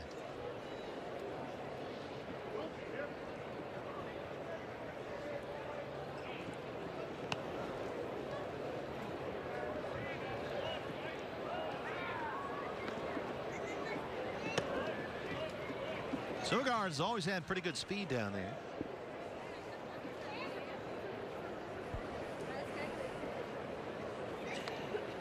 Carlos Subero coaching at first. Alex Avila wants time.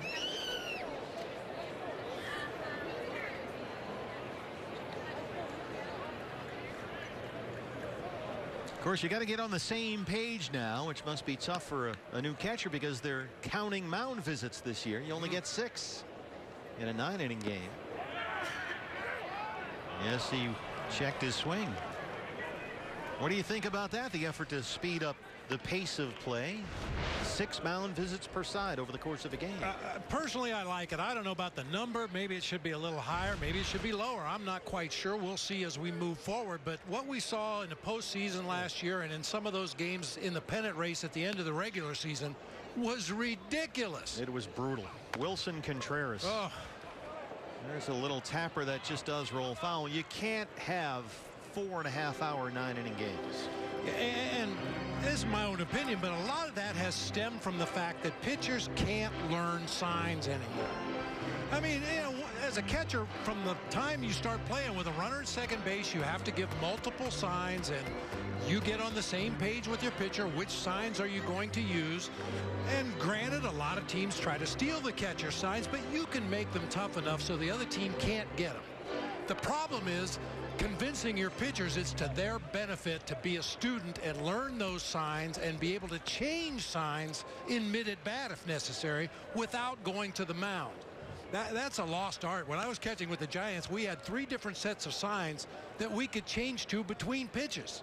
I always love your story about going out there trying to catch Doyle Alexander and having him explain how it was going to work with the signs. Yeah, that was kind of early on in my catching career, and one of my first starts at Candlestick Park was catching the veteran Doyle Alexander. And, you know, like is traditional, I went down to the bullpen and caught the last 15 or 20 pitches of his warm-up session as Phillips draws a walk, back-to-back walks to start the 5th. Well, we catch the last 20 pitches or so, and Doyle Alexander grabs a towel. He's headed down to the dugout. And I said, what kind of signs you want to use? And he might as well have been speaking to me in French at that point because I didn't know a word he was saying. I'm going to use 2-5 pumps. I'll add above the belt, subtract below the belt. Pardon me? And turned and walked away. And what did he say? I don't understand any of that. So now I'm just praying that we never get a runner on second base, because if we get a runner on second, I've got to go through a sequence of signs and I have no idea what he's going to throw. Now, fortunately, at that stage of his career, Doyle's best fastball was about 86 miles an hour. So I just went behind the plate and started putting down fingers at random until he shook his head yes. And I still had no idea what was coming. Now, over time, I learned what 2-5 pumps means. I learned what adding and subtracting meant.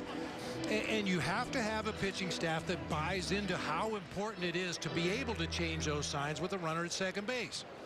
Well, a lot of the concern about mound visits and why the players union has said they are so necessary and so frequent is because everybody is paranoid about having their signs stolen.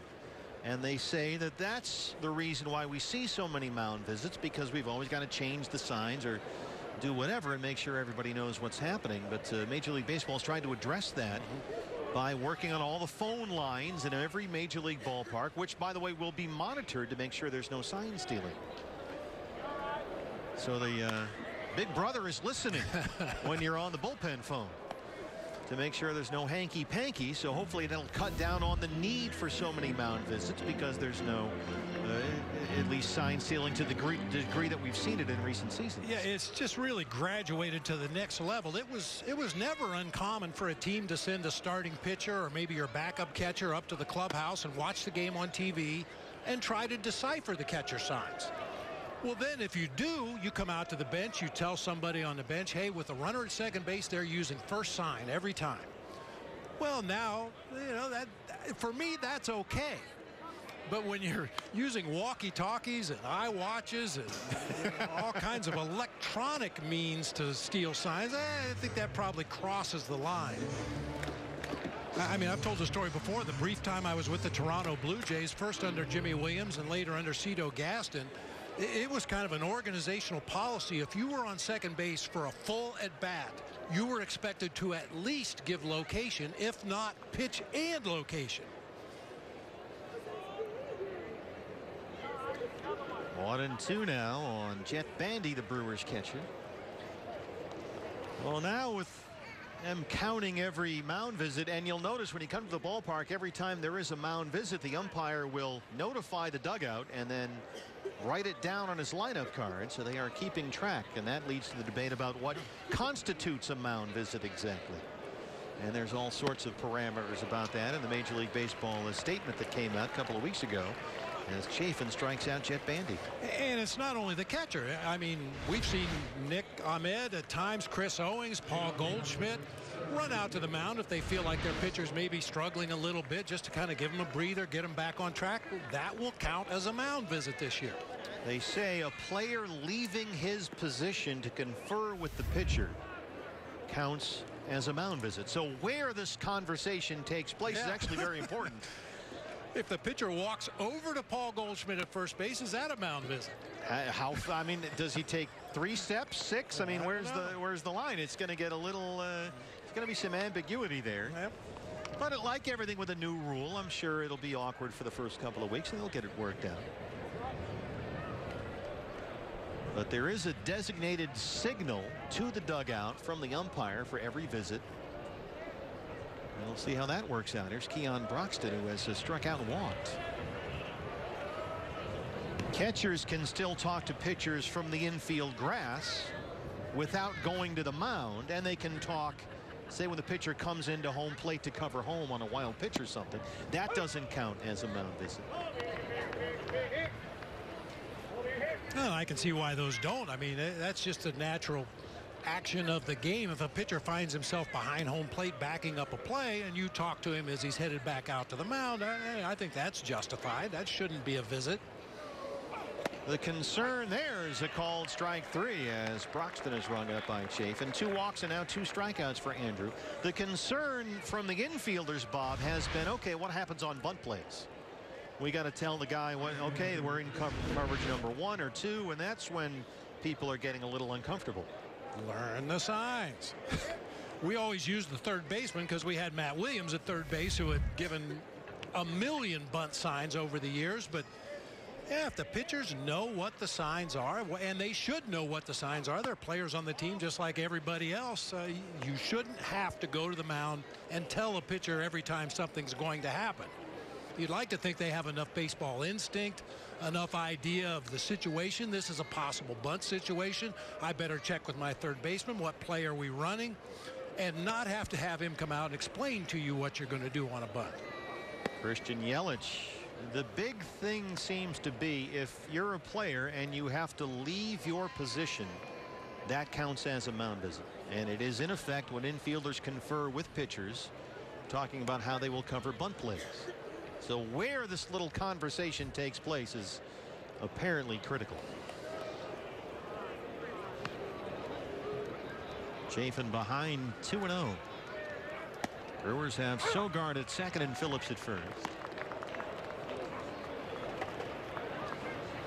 I think the commissioner's office in Major League Baseball is doing everything it can to get the players union to cooperate, because they want this to be a joint effort. They don't want to force anything on anybody, like a pitch clock and all the other things we've heard about. But the commissioner's office doing whatever they can to speed things along for everyone.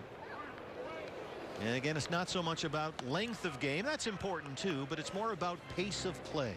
Cut down on the dead time.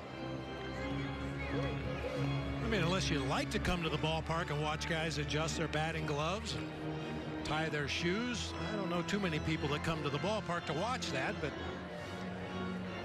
just find ways to keep the game moving.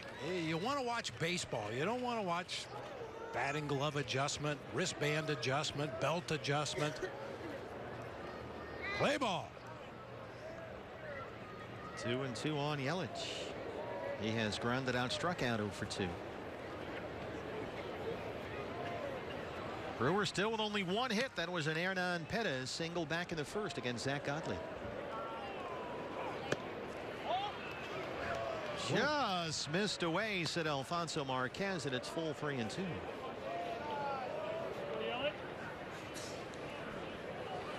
Kind of unusual for a veteran umpire in a spring training game to call a borderline pitch a ball. Mid-season form.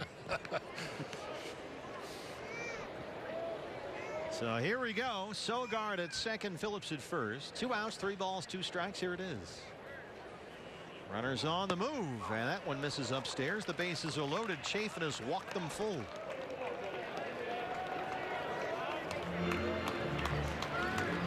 And this will constitute a second mound visit in the inning. And here comes Torey Lovullo, as Chafin will leave his inning of work after 2 outs, 2 strikeouts, and 3 bases on balls. A lot of pitches. No score in the 5th. Milwaukee is threatening back after this.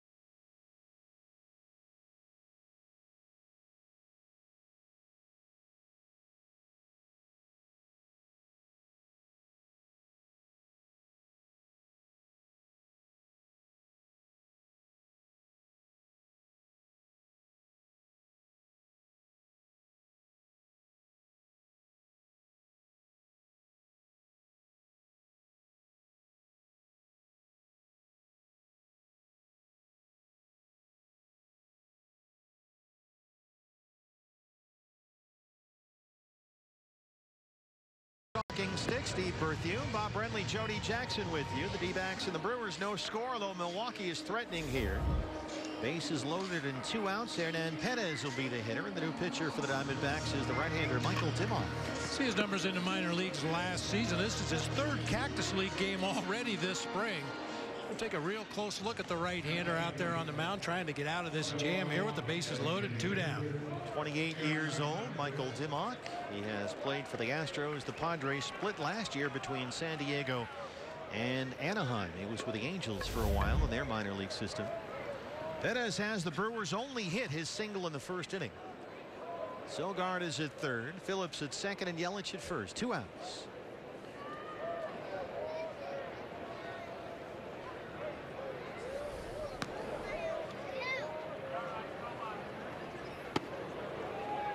Always got to have a few arms down there in that bullpen with numbers in the high 80s, low 90s. Some of the guys from minor league camp, in case the big league guys can't finish off their 1 inning of work like Chafin has done here in the 5th. He's walked 3.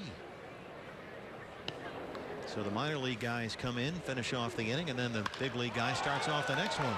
Perez drives that into left center field. It gets by Fuentes, and this is trouble. All 3 runs will score as it gets to the wall.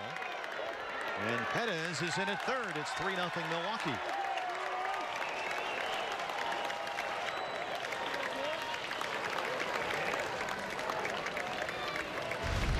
The 3 walks that Andrew Chafin gave up in his time come around to score on this gapper off the bat of Perez. Just under the glove of Ray Fuentes in center, all the way to the wall by the time they retrieve it. All 3 base runners have scored, and Perez is on over their third. So he's got both Milwaukee hits. 3-0 Brewers, and here is the third baseman Travis Shaw for 2.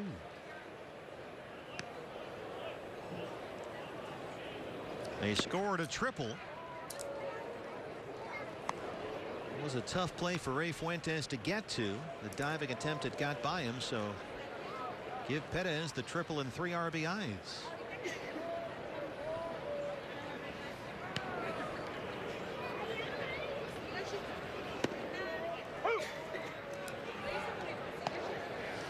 We were talking earlier in the ballgame about Hernan Perez trying to eliminate some of his leg kick. Travis Shaw, on the other hand, has as big a leg kick as anybody on this Milwaukee roster. Well, the way he hit last year, I wouldn't change a thing. Don't change. Yeah. What a year he had. But he strikes out. They strand the runner at third, but Milwaukee takes an early 3-0 lead.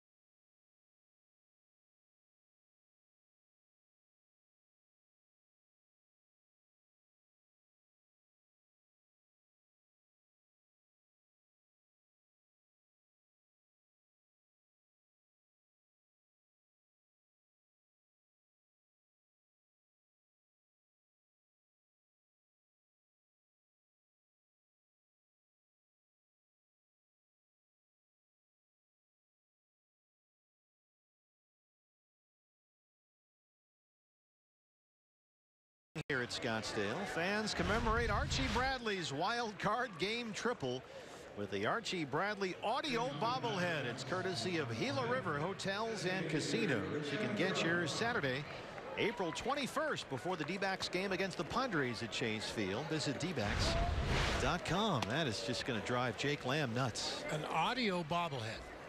Not only that, it's a bobblehead of Archie after he got a base hit.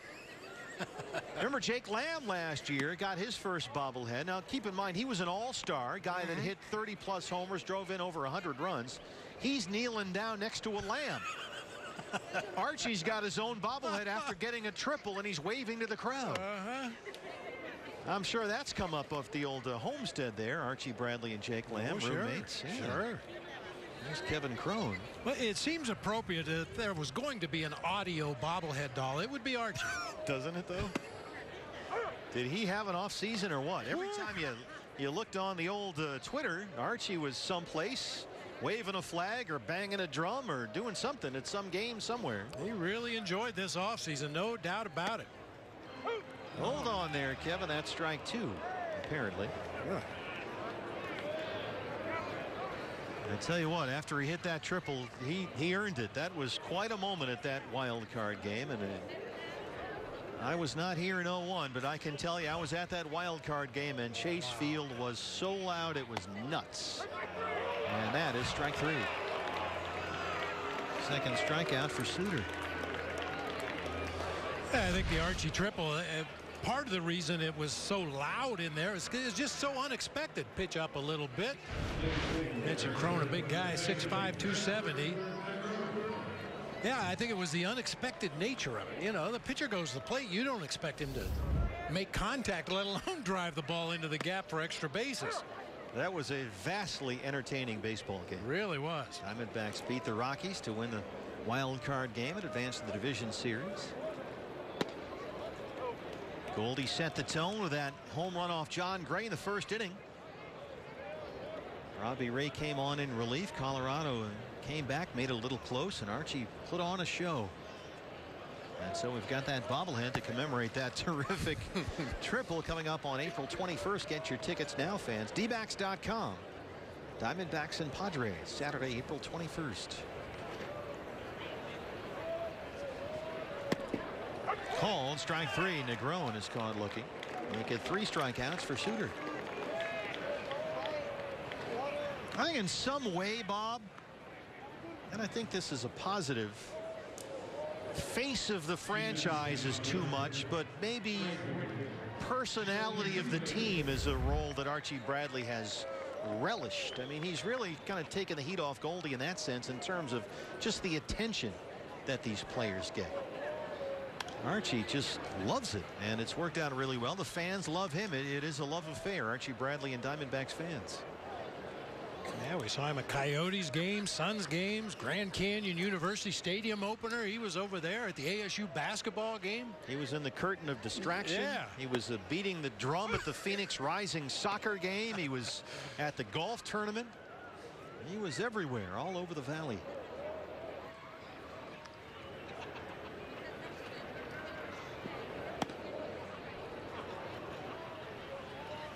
And Archie Bradley mania is in full effect.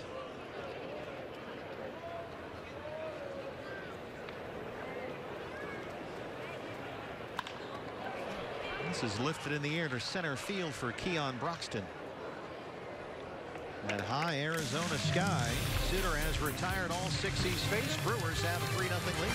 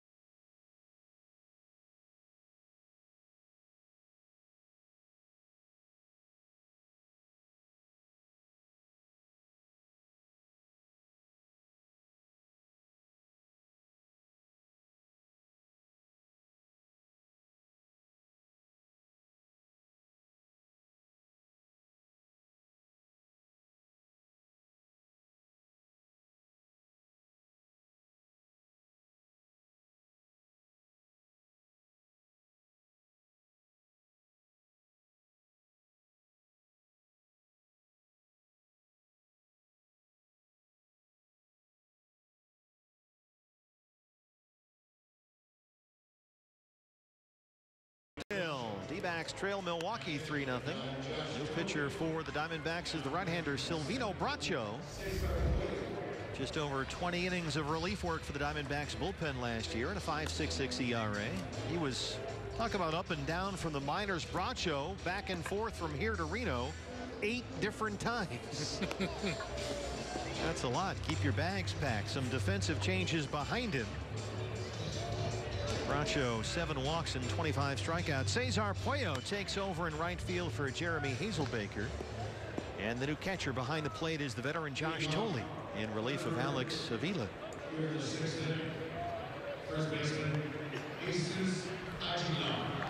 So Puello is in right, Thole behind the plate, Braccio on the mound. He'll face Jesus Aguilar, the first baseman, to lead off the Milwaukee 6th.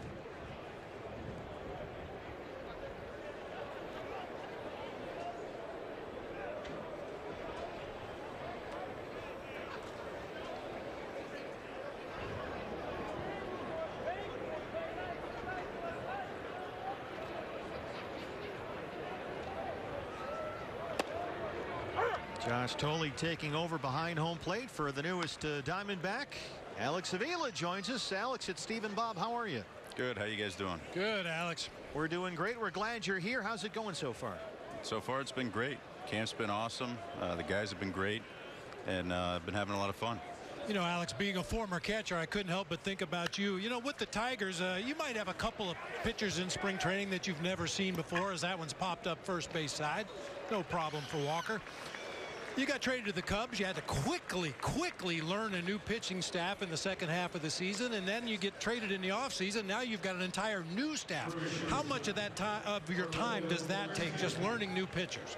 It takes quite a bit of it, not only on the field but off the field as well. But I feel like my experience helps in that situation. Just not only seeing guys from across the dugout, but now with the information available to us in the video, it almost makes our job easy. At least from when I first came up in the big leagues, there was a lot less info, a lot less video work going on, so it was a little more hands-on. That's not the case anymore, but you know, it's work on the field and off the field, going out to dinner, hanging out with the guys, just even the conversations just in the clubhouse all play a part. There's Orlando Arcia, the shortstop. Alex, a 2-year deal for you as a free agent. Why was Arizona the right spot for you? Well, I mean, when you look at this team, you could tell it's a team trending in the right direction with a good, talented core group of players. You know, and a solid pitching staff. They had a great year last year, and you could tell they play the game the right way. That's one thing in my conversations with Torrey and Mike over the offseason was that when we played the Diamondbacks, I remember, you know, them coming to Detroit for a couple of games and then not coming back, playing against these guys last year with the Cubs. You felt suffocated. You didn't feel like there was a breather, whether that's trying to get guys out at the plate or from the pitching staff, and even like on the bases. I think guys were running hard, running the right way, playing the game the right way, and it was you could tell it was a tough team to beat. And you know, I wanted to go to a place that I know that was going to be contending and played the game the right way, and it was an easy fit. Yeah, with your time both in Detroit and with the Cubs, you saw a fair amount actually of the Diamondbacks last year, didn't you? Right. Alex Avila joining us on Fox Sports Arizona. That one misses, and it's 2-2 on Orlando Arcia. Alex, what has impressed you about this D-backs pitching staff now that you've had an up-close and personal look here? Well, there's a lot of great arms. You know, I think that's the case. You know, when you go around baseball, you're going to find a lot of really good arms, but it's a matter of, you know, being able to hone those skills in. You know, apply what the information that we get, being able to execute. You know, the starting staff, you could tell, you know, they're very poised. You know, a lot of guys have an idea of what they need to do on a daily basis to be prepared. You know, and I know there's some questions of the bullpen, like, you know, as far as roles and things like that, but I think with the depth we have, we'll be all right in that area. But I think as a whole, you know, it's an extremely talented group. Yeah, there was some discussion that you got a bit of a scouting report from J.D. Martinez. Is that true? That's true. I mean, when it was a possibility of being able to sign here, he was one of my first phone calls just to get an idea as far as you know, living in Scottsdale, you know, how the staff, you know, how he liked playing for Torrey, and get a feel for how the guys are in the clubhouse. And you know, one thing that stuck with me that he told me, he goes, these guys are hungry, and you know, that just kind of stuck with me. You know, that's the kind of feeling that you want as a player going into the season. You know, you have a collective group all pulling in the same direction to try to achieve one goal, and usually when those things come together like that, it's a beautiful thing. I'll tell you, Alex, we're all very excited to see you swing the bat in the National League West this year. I don't know if you've done your scouting on some of the ballparks you're going to be playing a lot of games in, but I have a feeling your offensive numbers are going to creep up a little bit this year. I hope so. I mean, it was nice hitting in Arizona as a visiting player, but being able to get 82 games there would be fun. Well, Alex, we're thrilled you're here. Thanks for joining us. Thanks, guys. Appreciate it. Alex Avila. D-backs trail the Brewers 3-0. We head to the bottom of the 6th. About time we watched it.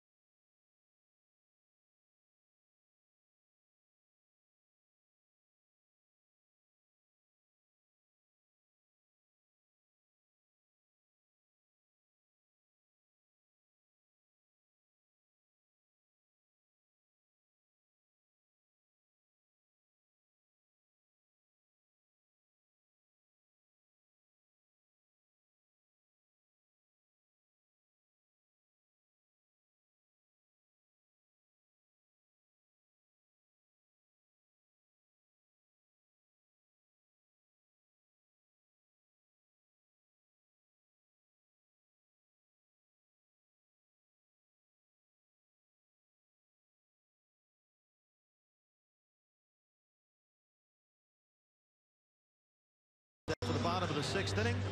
Fans, Sunday, our spring training coverage continues. Diamondbacks and the Chicago Cubs. Our game starts at 1 o'clock on Fox Sports Arizona Plus and streams live on Fox Sports Go. Use the app there for the complete Plus channel TV listings. Check out foxsportsarizona.com. Next spring game Sunday at 1 o'clock against the Cubs. Here's a guy that's become one of the premier closers in the National League, Corey Knebel.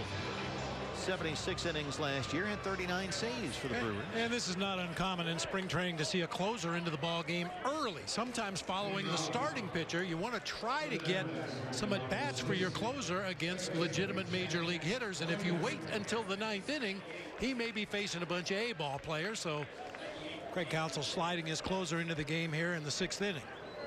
Jack Reinheimer, who took over at second base for Chris Owings, will lead off the D-backs 6th. Diamondbacks still with only 2 hits. A Tomas single in the 2nd and a Grown single in the 3rd. That's been it. Brewers got all 3 of their runs on one of their 2 hits, both by Hernan Perez. Perez singled in the 1st and then had a 3-run triple in the 5th. That's all the scoring so far. Reinheimer, his numbers in just under 130 games with Reno last year. 278, 4 home runs. Just about every defensive player on the field has changed for Milwaukee, so we'll get those to you along the course of things. Sometimes they come 1, 2 at a time. Sometimes every guy out there is different. Multiple changes.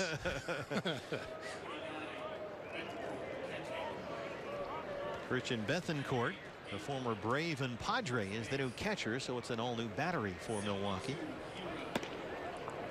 And Reinheimer has a leadoff walk.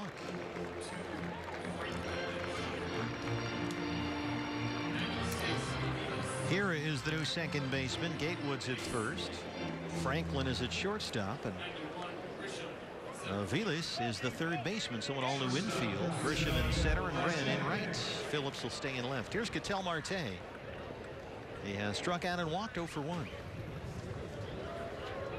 Did you get all those changes? I'm in the middle. That's why you get the long pauses of silence. We're just scrambling to erase and write things down. Vilas knocks it down at 3rd, and they're able to get Marte at first base as Reinheimer moves up 1 out.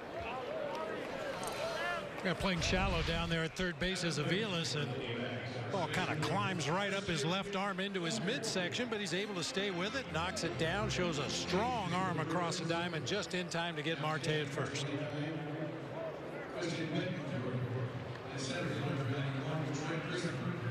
Christian Walker will be the hitter, the first baseman today for the D-backs. He has struck out, flied out 0 for 2.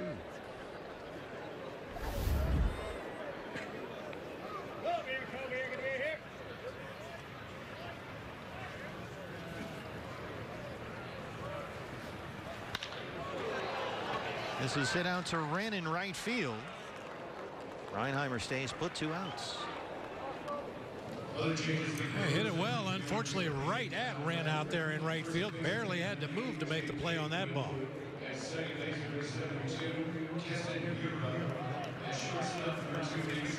Cesar Puello, the new right fielder, replacing Jeremy Hazelbaker. Puello last year, 17 big league games with Tampa Bay and with Anaheim.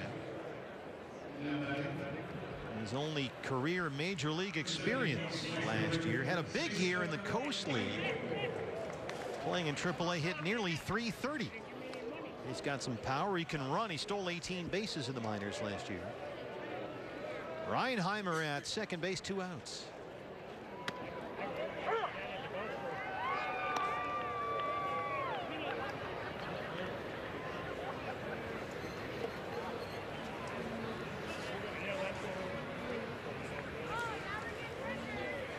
Cesar Puello from the Dominican Republic, 26 years old. He'll be 27 April 1st. That one gets through into right. Tony Perez Chico waving Reinheimer home, and the Diamondbacks are on the board. Puello sneaks into second base.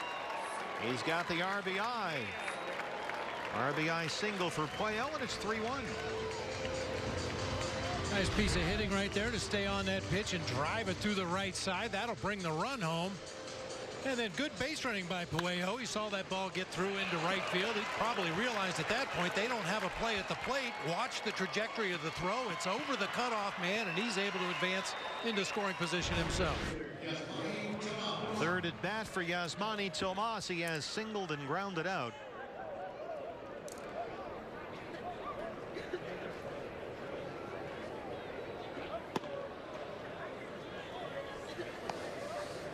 Yasmani Tomas, in the words of his manager, Torey Lovullo, is going to have to earn everything he gets this spring. He has got to perform if he wants playing time. And they have challenged Yasmani with that message. I mean, we've seen the power before. Tomas 2 years ago, a 31 home run season. So it's in there. He's just got to chisel away. Yasmani now 27 years old. He says he feels fine. He's healthy and ready to show what he can do.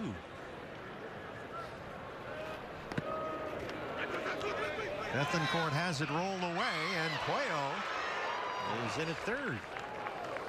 That's too bad. That looked like it was going to be an overthrow down there at third base. Unfortunately, it looked like the throw from the catcher Bethancourt hit the runner as he was sliding into third base. Nice block there. Block and retrieve. He gets to the ball in good shape, leading him right into his throw at third base. I think the throw actually hit Puello on the leg. Stayed in the infield. He's at third, 2 outs, a 1-2 count on Tomas.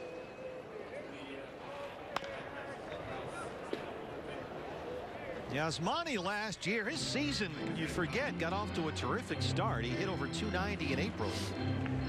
Had 20 RBIs in his first 23 games. But then he got bogged down with that groin injury. It was kind of ambiguous for a while. It's a groin injury. No, it's a hip flexor. No, maybe it's a hernia. They don't know. Wound up needing 2 surgeries and missed the whole second half of the year.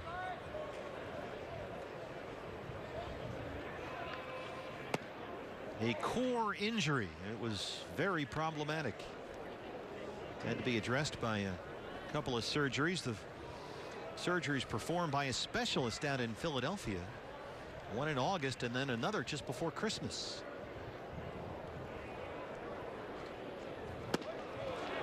And Abel strikes out Tomas. Diamondbacks get on the board through 6. They trail it 3-1.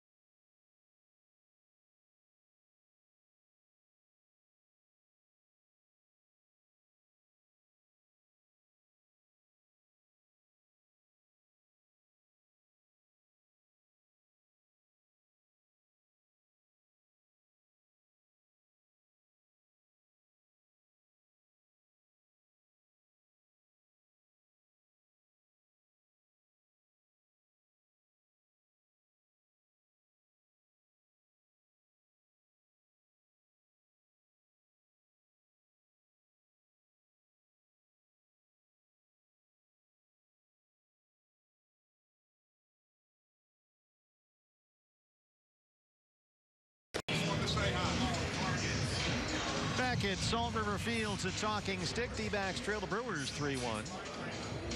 And a whole bunch of changes out there for the Diamondbacks. A reminder, D-backs home opener at Chase Field Thursday, March 29th against the Rockies. And all fans will take home a rally towel courtesy of Leslie's Pool Supplies And the opening day schedule magnet, courtesy of Pepsi. Visit dbacks.com. That schedule magnet, that's I gotta have that every year. Gotta have it. Right Yeah. on the fridge there. It's sort of, okay, I know where I'm going and when, all that stuff. Left-hander, so successful last year in that Diamondback bullpen, a converted starter. And back again this year, the veteran Jorge De La Rosa. Yeah, we talked a lot earlier in the ball game about Zach Godley, how he never complained regardless of what his role was. And Jorge De La Rosa had been an opening day starter just 2 years ago for the Colorado Rockies. Came to the Diamondbacks, was immediately told he was going to be used out of the bullpen, and he didn't ask to be traded. He didn't ask to go somewhere else. He said, fine, I'll take the ball whenever you want me to, and put up great numbers out of the pen, giving him that second lefty out of the bullpen. And he was outstanding. In fact, just about the best in the business last year at stranding inherited runners. He could come in and put out the fire. Phillips leads off the Milwaukee 7th against Jorge De La Rosa. Phillips so far has grounded out walks, scored a run. 0 for 1. A host of defensive changes for the Diamondbacks. And we'll pass those along to you as soon as we can. There's a strike, and quickly it's 0-2. Marty Harum has replaced Christian Walker at first base. Jack Reinheimer moves over to third, replacing Christopher Negron. Kevin Medrano's at second. New shortstop is Ildemaro Vargas, replacing Ketel Marte. And the outfield now left to right, Ramon Flores, Evan Marzilli, and Cesar Puello.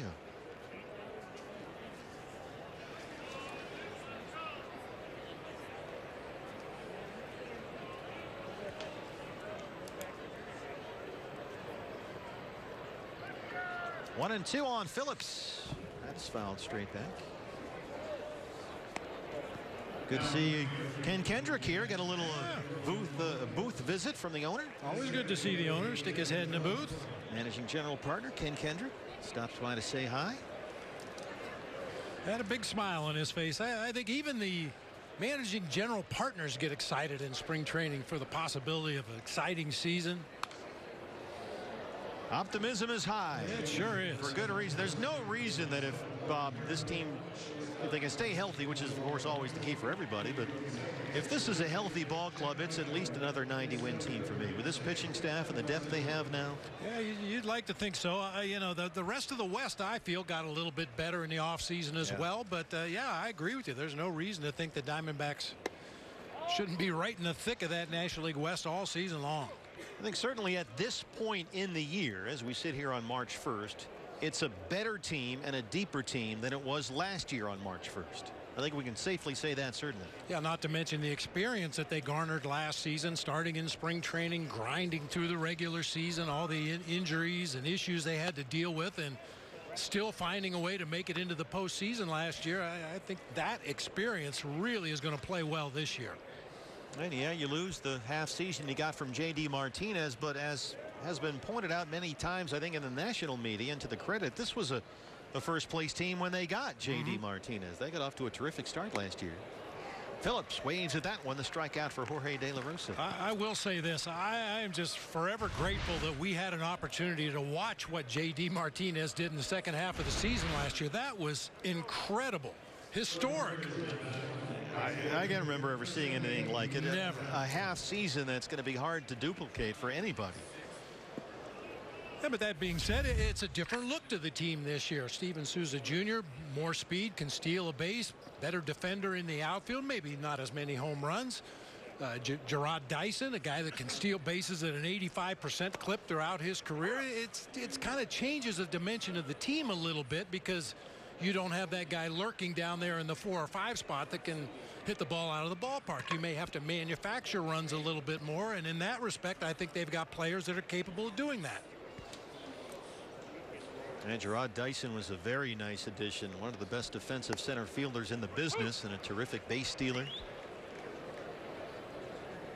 That's one of the things that Mike Hazen talked about. He's a big fan of the way Torey Lovullo runs a game and the way that Torey utilizes his depth, and they want to make sure that Torey Lovullo has some really good players on that bench because he'll figure a way to get everybody in there. He certainly did it last year.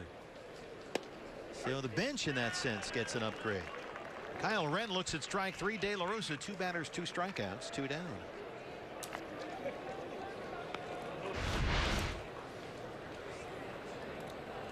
Cool, right there. Powered that ball to the bottom of the zone.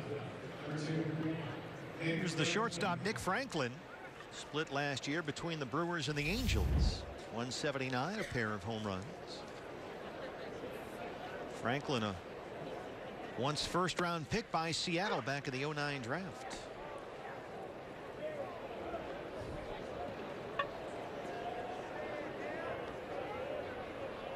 Only a couple of years ago that Jorge De La Rosa was the opening day starting pitcher at Chase Field for the Colorado Rockies.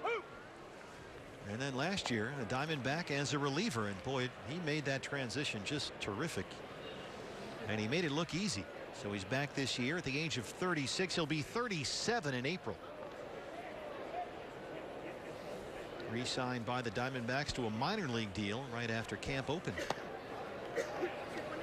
Now, he was a different pitcher out of the bullpen than he was as a starter for the Rockies, and we documented it last season. His velocity had spiked up since he was coming in for shorter bursts, shorter appearances. He didn't have to pace himself and save something for later in the game, and that velocity on the fastball really spiked. I think he caught a lot of hitters by surprise early in the season.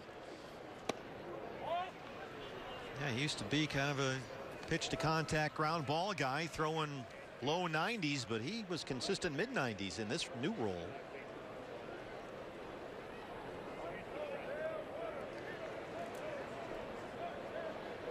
Keston Hiura, first-round pick by the Brewers, is the on-deck hitter, but Jorge De La Rosa comes in and strikes out the side. Stretching in Scottsdale. D-backs trail at 3-1. AutoNation has some numbers you can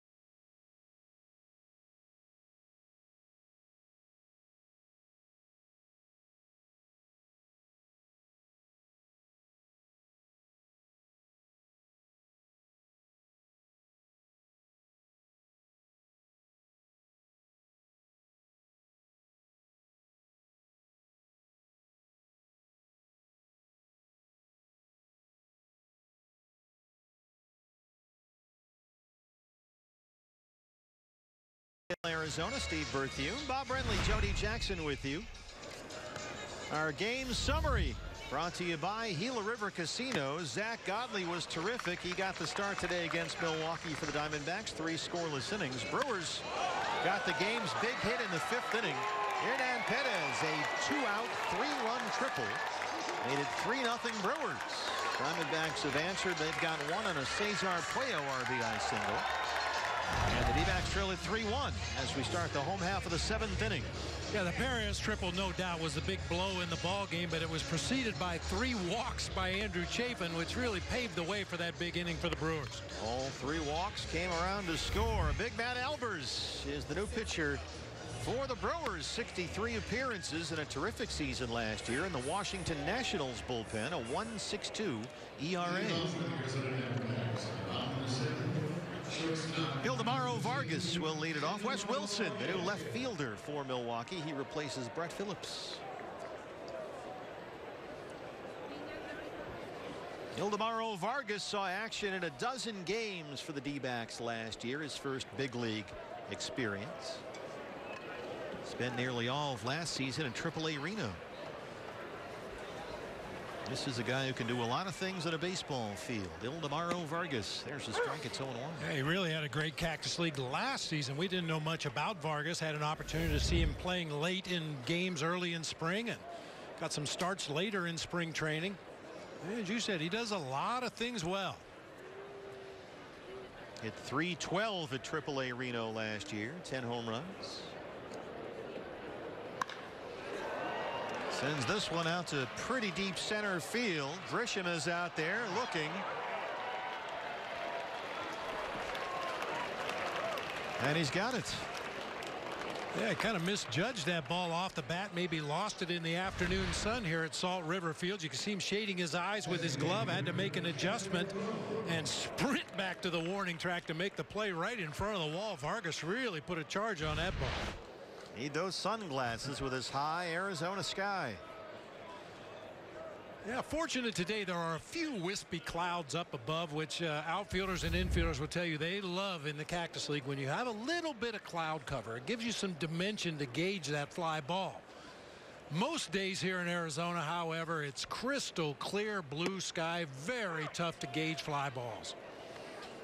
DH Kevin Crone. There's a look at this spectacular facility. Salt River Field's a talking stick. The Diamondbacks share it with the Colorado Rockies.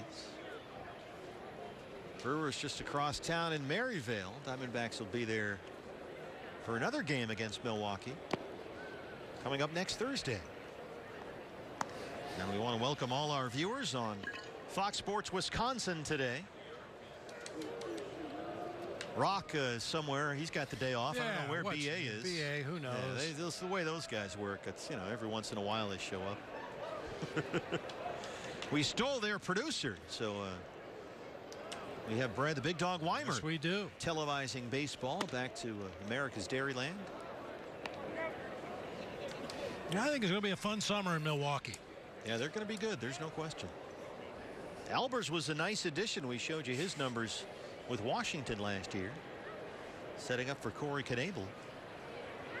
I still think they're an arm short, especially with Jimmy Nelson still hurt. Jimmy's down. Yeah, Jimmy's got a sore shoulder. Jimmy had labrum surgery. Yeah. But there are still guys out there. And Jake Arrieta is out there. And Lance Lynn is available. Alex Cobb is available. There's still some guys that you could sign, some frontline starting pitchers. So we'll see if Brewers ownership wants to write another big check. They wrote that big one to Lorenzo Cain. Traded some prospects to get Christian Yelich. This is hit hard, but right at the shortstop Franklin. 2 outs. I don't know about you, partner, but I was a little surprised when I saw some of the moves that the Brewers were making. But then in hindsight, you look back to last season and they were right there. They were right there all summer, battling with the Cubs and the other teams in that Central Division. And obviously they feel like they were just a player or two away. So I was really surprised when they dipped into the free agent market and made the trade that you mentioned for Christian Yelich. But I agree with you as well that I think they're still an arm or two away from being a legitimate division winner. That doesn't mean they can't possibly pull off a wild card or something like that, but another arm or two wouldn't hurt anything, and I'm sure Craig Counsell would agree with that. Now, the Brewers last year spent a total of 65 days in first place in the National League Central. And they finished the year only 1 game behind the Rockies for that second National League wild card. Diamondbacks could very well have been playing these Brewers at Chase Field in that wild card game last October 4th. Milwaukee last year, 86 wins. They improved by 13 games over the previous season. Here's a look at Flores, signed by the Diamondbacks in January. Spent last year in the Angels system. Hit .312 at AAA Salt Lake City. This one is slicing out of play into the Diamondback bullpen.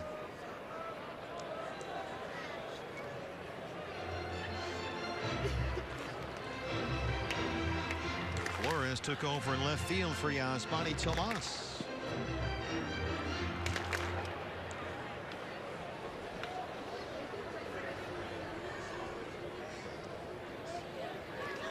I still don't think the Cardinals are a particularly good team. So I like Milwaukee's chances in that division. It'll be them and the Cubs for me. I think the Cardinals, even though they got Marcell Ozuna, who's a tremendous player and a legit MVP candidate, I think they might be a couple of players short.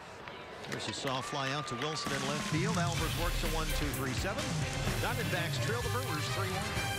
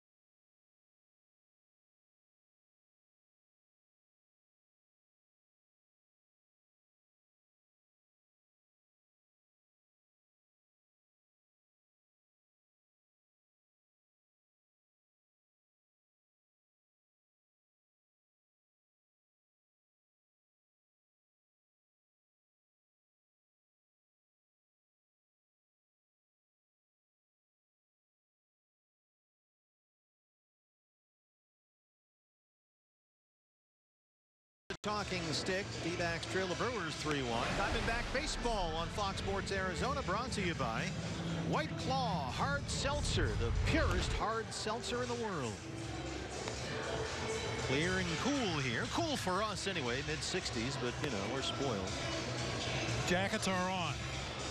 I tell you what, it's been cold here. We've been out here just about every day, and if you're not sitting in the sun, you better have a jacket on, because it can get a little chilly, especially if you've been conditioned to enjoy the Arizona weather here in March and April. New pitcher for the Diamondbacks, the right-hander, Chris Medlin, now 32 years old, one of a host of candidates for a bullpen job with the Diamondbacks this year. Signed a minor league deal in January. This is a guy coming off 2 Tommy John surgeries, and over the past 4 years, he's been able to pitch in only 21 major league games. But he's got a very good track record, especially when he was with the Atlanta Braves, won 15 games as a starter for them back in 2013.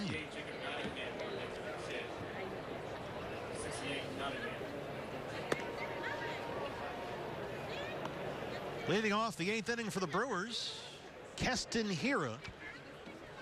This guy's a good-looking young player, only 21 years old. He was the 9th overall pick in last year's draft. First rounder last summer. Played his college ball at Cal Irvine, and as you can see, in basically a half season, his first as a professional, he had .371. That was in rookie ball and Class A ball in the Midwest League. Just over 40 games in the minors last year after his college season finished. This is bounced to shortstop Ildemaro Vargas.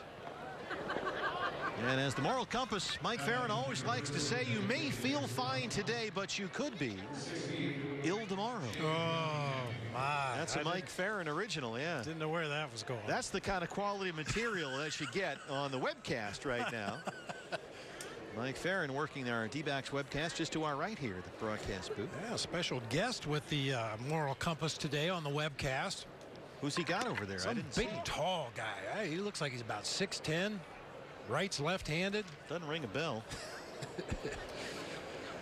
Randy, we're going to have Randy Johnson with us over the course of the year. Yeah. Randy's going to make some TV appearances. Here is Jacob Nottingham hitting in the DH spot for Hernan Perez. There is the big unit and the moral compass. Mike Farron on the right there, supervised as always by the great Leo Gilmartin. And we want to pass along our best wishes. We've done so personally and behind the scenes, but we want to again issue our condolences to the Gilmartin family. They lost the great Joe Gilmartin the other day, Leo's dad. who was a member of the NBA Hall of Fame as a sports writer, Pro Basketball Hall of Fame. And boy, Joe was always with us in the press box. He was at almost all the Diamondback games. Passed away the other day at the age of 88. And we want to pass along our condolences to Leo and the whole Gilmartin family. Joe will be sorely missed here around the ballpark. Absolutely. I met Joe back in 1980, the first time I played for the Phoenix Giants. He was a columnist for the then Phoenix Gazette. And one of the great joys of my minor league career was sitting in the dugout with Joe Gilmartin and Rocky Bridges and listening to the two of those guys tell stories about minor league baseball. It was priceless. He had a great career, Joe Gilmartin, and Leo has worked as Diamondbacks radio engineer since the get-go. Here's Christian Bethancourt. Now, you may remember this guy from the Atlanta Braves and the Padres. Remember, he was the catcher that they decided to turn into a pitcher because he had such a strong throwing arm. And they tried it for a while in San Diego. It kind of didn't work. They finally gave up, and now here he is in Milwaukee. Signed a minor league deal in January. Parts of 3 seasons in Atlanta, the last 2 with San Diego. Only 7 big league at bats with the Padres last year. This guy, when he first came up in the Brave system, he was going to be the next Yadier Molina. He bangs that one into left field, a 2-out single. But it just hasn't panned out. The Padres actually tried playing him all over the field, some at second base. They tried him as a pitcher. And now he's back behind the plate in Milwaukee.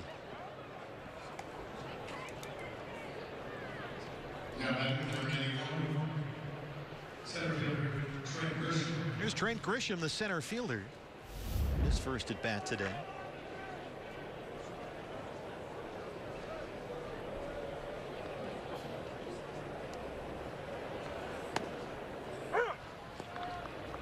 Medlin's an interesting guy for the Diamondbacks. I really like this pickup, Bob, given his track record, a former 15-game winner as a starter.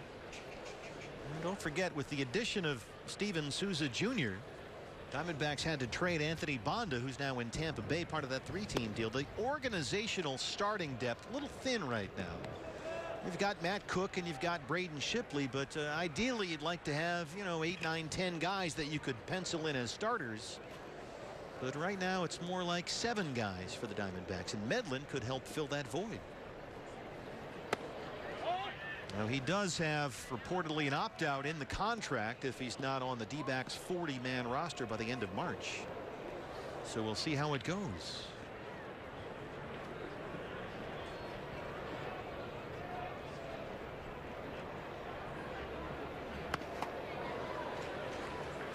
Swing and a miss there by Grisham. It's 2-2. Had to check the velocity on that fastball. The way Grisham swung at it, it looked like it was much firmer than 90 miles an hour, but Medlin threw that fastball right by him.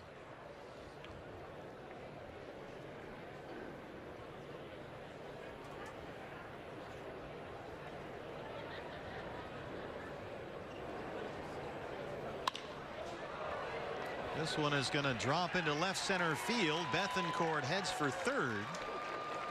And Grisham is in there at second.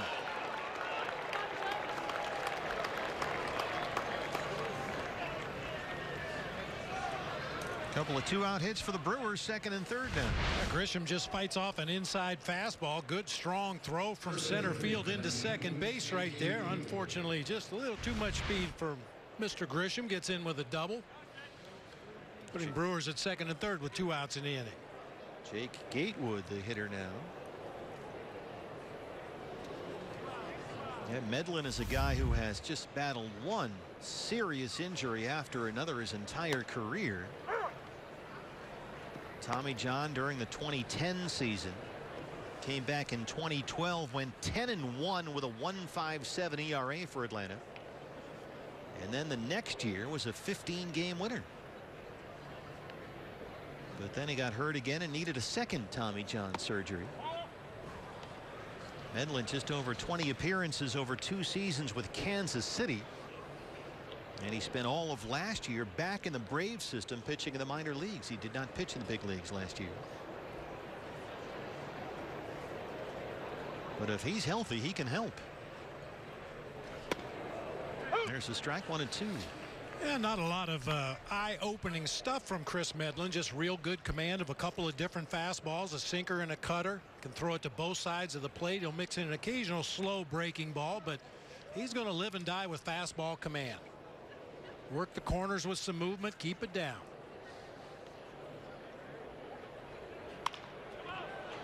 Rolled up the middle. There is Vargas, spins and throws. Ildemaro Vargas. You may feel fine today, but you could be ill tomorrow. We'll head to the bottom of the 8th inning. Ildemaro Vargas, nicely done. D-backs trail the Brewers 3-1.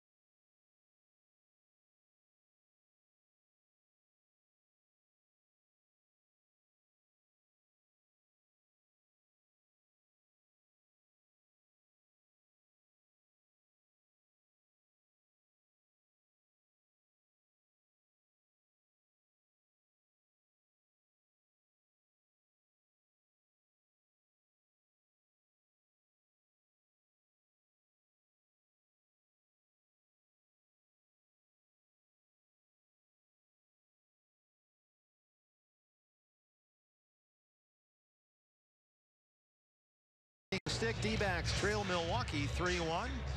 A big hello to everyone watching us on Fox Sports Wisconsin. Brewers over here from Maryvale today.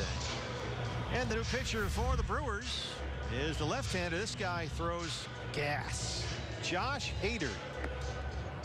35 appearances in the big leagues with Milwaukee last year. 68 strikeouts in less than 48 innings. Go get him. Go get him. And apparently he has Brett Phillips' hair that Brett cut off. Yeah, but if you're going to be kind of this goofy Hanson brothers looking left-hander and you're going to strike out 68 guys in 48 innings, it all kind of works. Yeah, it does. The total package. So he's on to work the bottom of the 8th. Josh Thole, the catcher, will lead it off for the Diamondbacks. Well, I remember watching the Diamondback game over at Mesa at Sloan Park last year during spring training. And it was a Cubs feed. We were home watching, and boy, Josh Thole's leg just blew up running into second base. He missed the entire year. His hamstring, his left hamstring, just tore in half. And he needed surgery for 2 ligaments that were separated from the bone, had to be reattached. Oh, man. And he spent all of last season assigned to the Diamondbacks AA team, the Jackson Generals, but he never played in a game and was invited back to camp in January. So it's great to see Josh just up and walking around after that horrific hamstring tear last year. Historically, catchers have very weak hamstrings. We talked about this last year a little bit. The quad muscles are what really takes a beating as a catcher, up and down out of that crouch as many times as they do over the course of a season. And consequently, the oppositional muscles, the hamstrings, tend to not be quite as strong as the quads. Wilson has that in left field. 1 out. Hey, you rarely hear of a catcher pulling a hamstring. They don't run fast enough, for one thing. Wait a minute, what? Who are you and what have you done with Bob Brenly? Well, some catchers don't run fast enough to pull a muscle, but I don't recall catchers. Quad injuries, yeah, a lot of times. Strained quad here, bad bruise that works its way into something more serious, but not hamstring injuries. Jack Reinheimer Took over at second base for Curse Owings. He's now at third. Yeah, Josh, he just collapsed on that field at Sloan Park, and it was not good.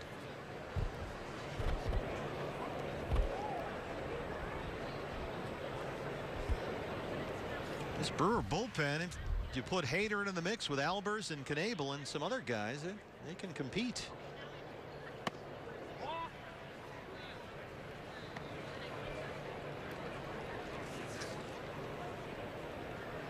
Evan Marzilli on deck for the Diamondbacks.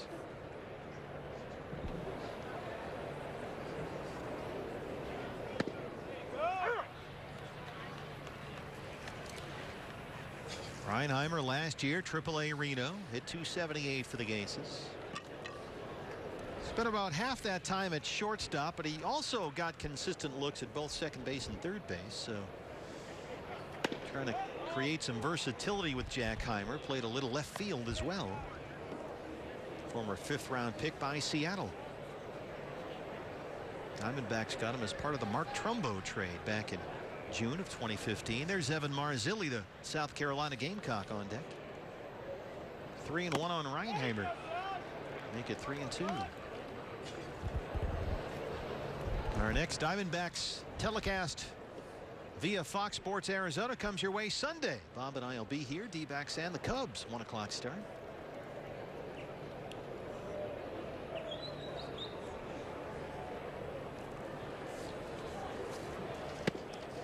Called, strike 3. Alfonso Marquez rings up Reinheimer. Strikeout for Hader. Just as we anticipated, the strike zone's getting a little bigger here late in a spring training game. That's not uncommon.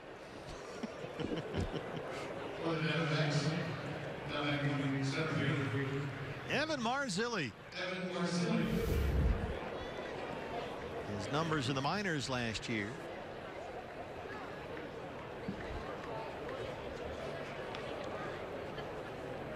You know, I've heard from some D-back fans making my way around the basin over the course of the offseason. You tell Bob not to be so hard on those umpires. Oh, please. Or the other guy will go, you tell Bob, keep it up. Keep yelling at those umpires. I think you've got a few people feeling sorry for the boys in blue down there. That can't be. That just can't happen. You knew the job was dangerous when you took it, Alfonso. Out there searching for strikes. Huh? 1-1.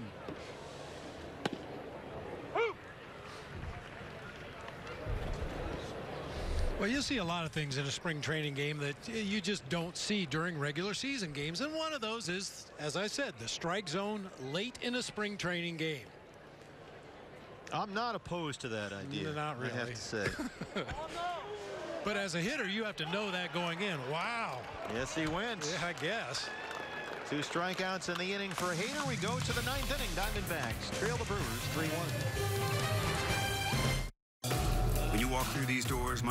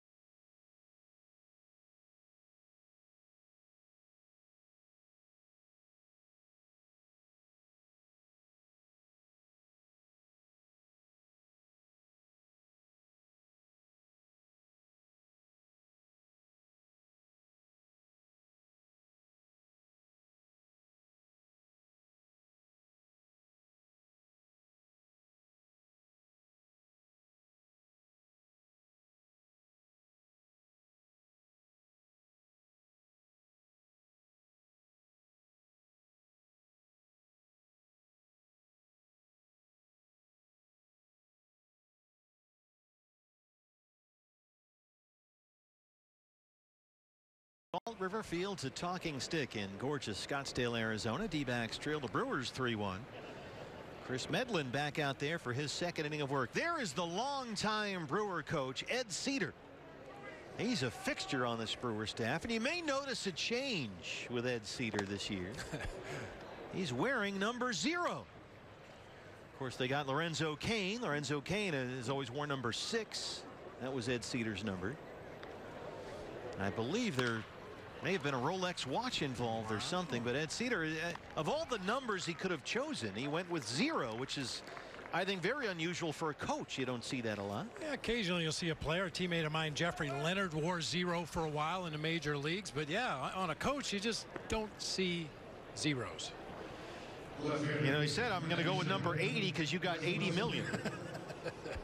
But something happened in the bank account there. Now he's number 0. Here's Wes Wilson.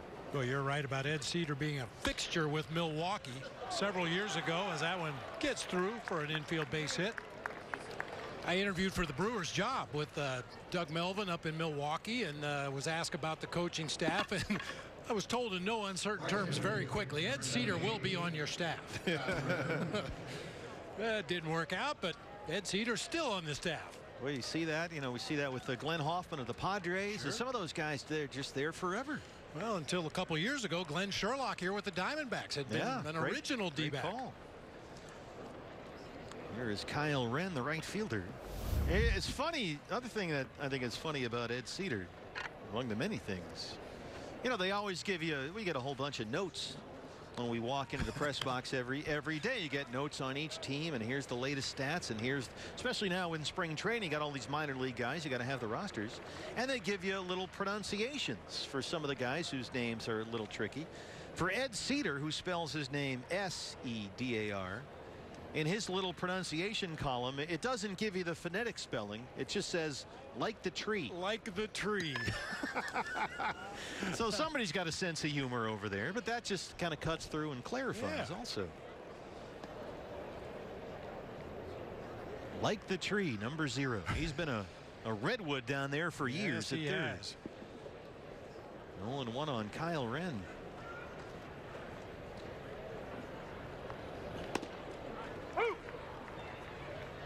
Tony Perez-Chica, Diamondbacks, a third base coach, also changed his number this year.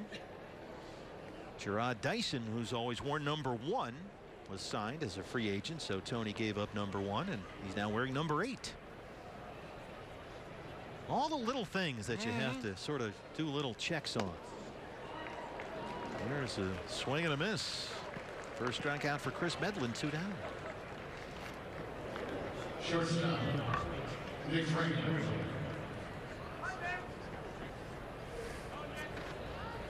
Here's another thing that, you know, talk about little things, Bob, and everything that goes into building and designing a ballpark. You see where the shadow creeps up on the first base line there? It's right now 3:54 in the afternoon local time. Here's Nick Franklin. The way this ballpark was designed is that one gets by Harem and rolls into right field. Wilson heads for third. Brewers have runners in the corners now with 2 outs. The way this ballpark was designed, it was designed so that shadow, they figured out exactly how to juxtaposition the diamond according to playing in March, because that's when you play most of your games here, obviously. So that shadow will not creep over that first base line until about 4 o'clock, because they figured game started at 1, they get over hopefully by 4. I mean, it's amazing to think that they took that into account, but that's why you don't have the long shadows here encroaching onto the field in this ballpark this time of year like you have in some of the other ballparks. I'm sure the hitters appreciate that this time of day. Here's Hira, our second look at him, the Brewers' first-round pick last year. This ballpark, actually, when they built it, most times you build a ballpark, you dig down to lay down the foundation of the field and the seats and everything. This time they raised it so that we could get the spectacular mountain views that we have here, looking out over Scottsdale and North Scottsdale. I mean, they built the ballpark up so we could get that picture right there. See the mountains and the 101 in the background. No shadows on the field. Ideally, every single thing that you could have thought of was done, and done right here at Salt River Fields.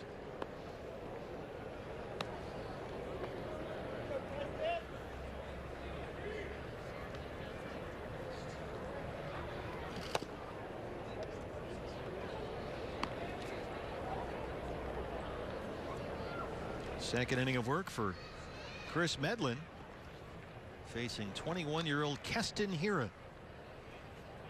Brewers first-round pick in last year's draft out of Cal Irvine. And Hiura bangs one into center field. Marzilli over to cut it off. Wilson scores from third. Franklin gets into third base, and that's an RBI for Keston Hiura. All he's done as a professional is hit. An RBI single, takes second on the throw. Yeah, he hit the ball hard his first time up in this game. A hard ground ball to shortstop for an out. This time he finds that gap in right center field. Got a pitch up and out over the plate. Stayed right on it. Drive home the fourth run of the game for the Brewers. Keston Hiura, last season in college at Cal Irvine, led the nation in hitting. He batted .442 for his college season last year, and was drafted only 2 spots after the Diamondbacks took Pavin Smith out of Virginia in the first round of last year's draft. Jacob Nottingham now.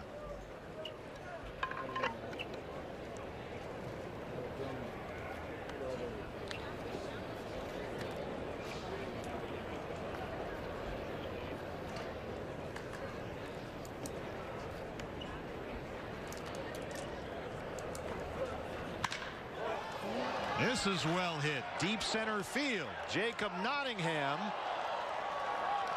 hits it off the berm. Stays in the yard. A couple of hard hit balls off Chris Medlin with 2 outs in the 9th. It looked like that ball had a chance to get out of here. A cutter that stays right in the middle of the plate, got the barrel on it out there to the deepest part of the ballpark, and fortunately for the D-backs, hits right at the top of the padding below the screened fence and stays in play.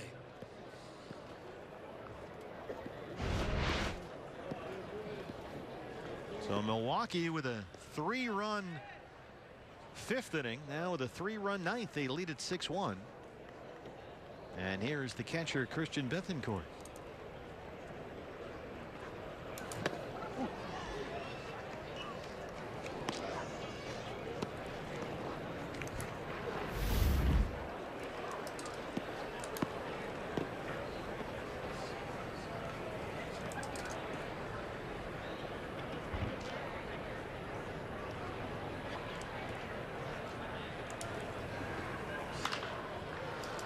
This is skied to second base. And that's the end of the inning. We go to the bottom of the 9th. Diamondbacks trail the Brewers 6-1.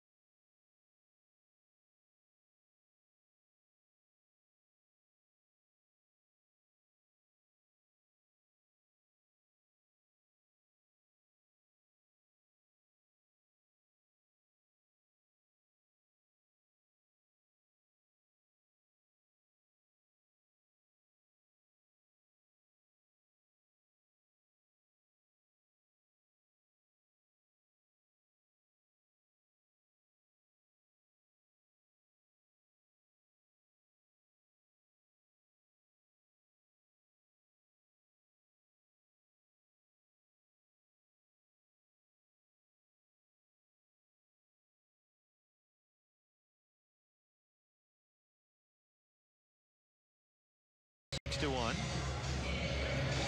What's next? Brought to you by CenturyLink. Careful out there. Sunday, our next Diamondbacks Cactus League game for you on Fox Sports Arizona Plus. A 1 o'clock start right here at Salt River Fields at Talking Stick. The D-backs and the Chicago Cubs. Getting loose to come in and play second base. Might need him at this rate. The young man has been dancing the entire inning break. Look at him, head banging. I like it. It is Billy Idol. That's true. I mean, come on. Whoa. Shake it, Moni Moni. New pitcher for the Brewers. The right-hander Oliver Drake will work the 9th inning. Marty Harum will lead it off for the Diamondbacks, who trail at 6-1. Oliver Drake with the Orioles and Brewers last year. 64 appearances, 3-5 with a 4.66 ERA. Diamondbacks with only 3 hits in the ball game. Yasmani Tomas singled in the second. Christopher DeGrone singled in the third. Cesar Puello an RBI single in the 6th. They've been out hit 8-3. There's a strike. Aram took over at first for Christian Walker. His numbers in the minors last year, a 300 season.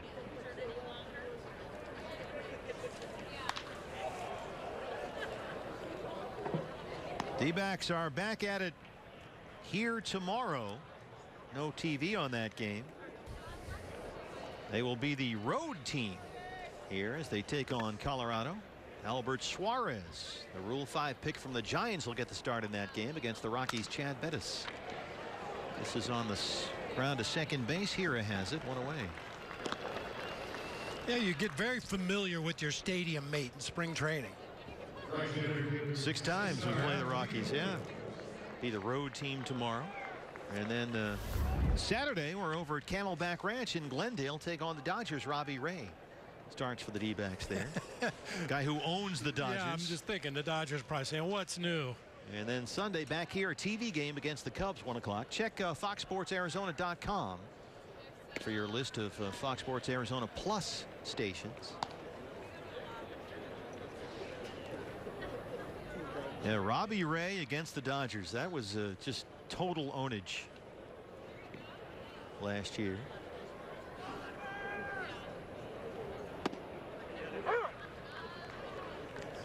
Robbie was 3-0 in 5 starts versus the Dodgers last year with a 2.27 ERA.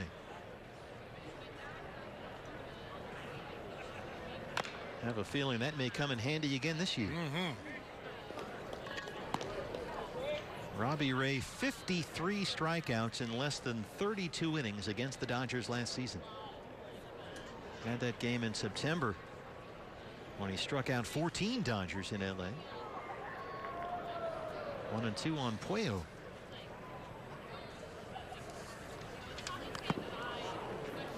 Well, Oliver Drake on the mound for the Brewers has about as pure and over-the-top delivery as you can possibly get. Almost Josh Colementor-like, straight over the top. You know, I think Larry David helped put this roster together. We talked about Jimmy Nelson. Jimmy's down. And now you got the Drake. Everybody loves the Drake. Hate the Drake. Told you the Drake was bad. Yeah, Jimmy's got a torn labrum. There's Oliver Drake. Looks like a right-handed Alex Wood, speaking of the Dodgers. Alex Wood, another guy this year who has done away with the windup. He will pitch only from the stretch. Guys like Steven Strasburg and Yu Darvish have done that before. Alex Wood, the all-star last year with LA.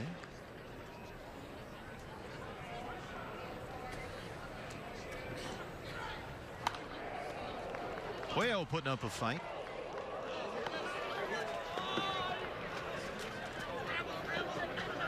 Second of 3 meetings this year, the Diamondbacks and the Brewers. Milwaukee won here on Sunday 5-1. They're leading this one 6-1. We'll play next Thursday at Maryvale. And again, our next D-backs spring telecast coming up Sunday here against the Cubs.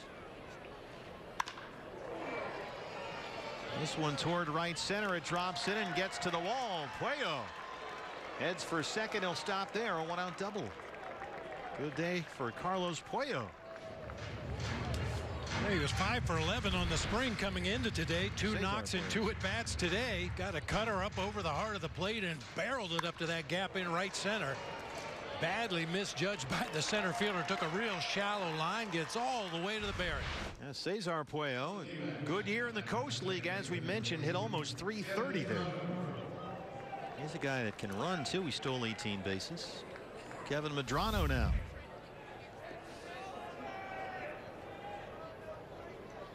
Puello at second, 1 out. D-backs trail at 6-1.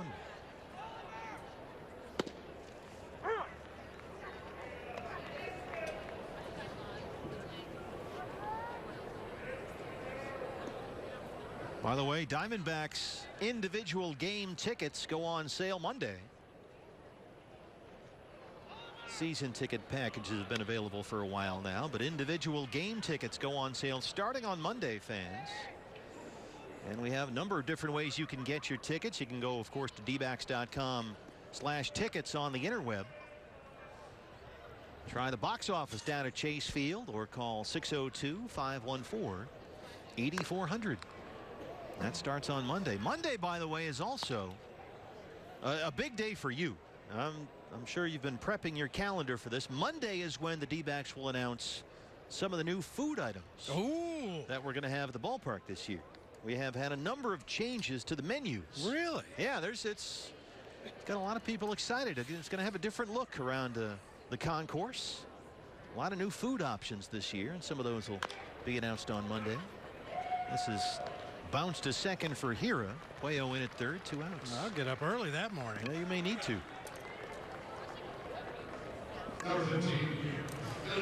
Although I got to say, 81 times a year, we're pretty lucky to have our games at Chase Field, where there's a wide variety of culinary delights. I mean, depending on what it is you like or what you have a taste for that day, you can find it. This from the guy who eats pizza 365 days a year. As opposed to Dodger Stadium, where if you don't like Dodger dogs, you're going to starve. That's very true. Yeah. No, we have no complaints about the food at Chase Field. Ildemaro Vargas. A lot of new choices coming up this year. So that announcement and some of the updates will be coming along over the course of next week or so.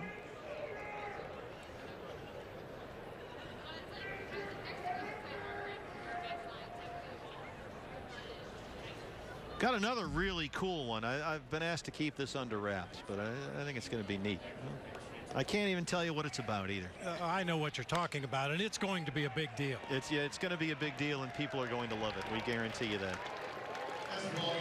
And that's your ball game.